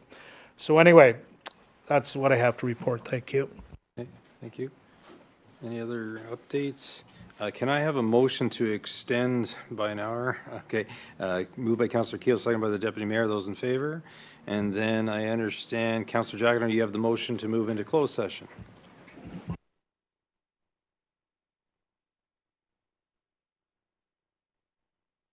Sorry, moved by myself, seconded by Councillor Plummer, that this meeting become a closed meeting to discuss proposed or pending acquisition or disposition of land by the municipality as per section 239, subsection 2-C of the Municipal Act regarding A, 288 Nelson Street, and to discuss litigation or potential litigation, including matters before administrative tribunals affecting the municipality or local board as per section 239, subsection 2-E of the Municipal Act regarding the Pembroke Farmers Market. Your Worship.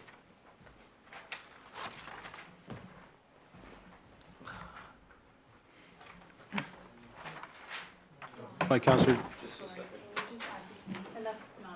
Yeah. C. Sure.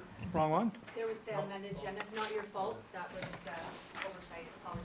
So moved by Councillor Giacono, second by Councillor Plummer, to move into closed session over 3 different items. First is the meeting become a closed meeting to discuss proposed or pending acquisition or disposition of lands a municipality as per section 239-2C of the Municipal Act regarding 288 Nelson Street. The second one is to discuss litigation or potential litigation, including matters before administrative tribunals affecting the municipality or local board as per section 239-2E of the Municipal Act regarding the Pembroke Farmers Market. And the third one is section 239-2B, personnel matters about an identifiable individual, including municipal or local board employee, more specifically as it relates to confidential matters, personnel matters involving an identifiable employee. Those in favor? That is carried. We'll now move into a closed session.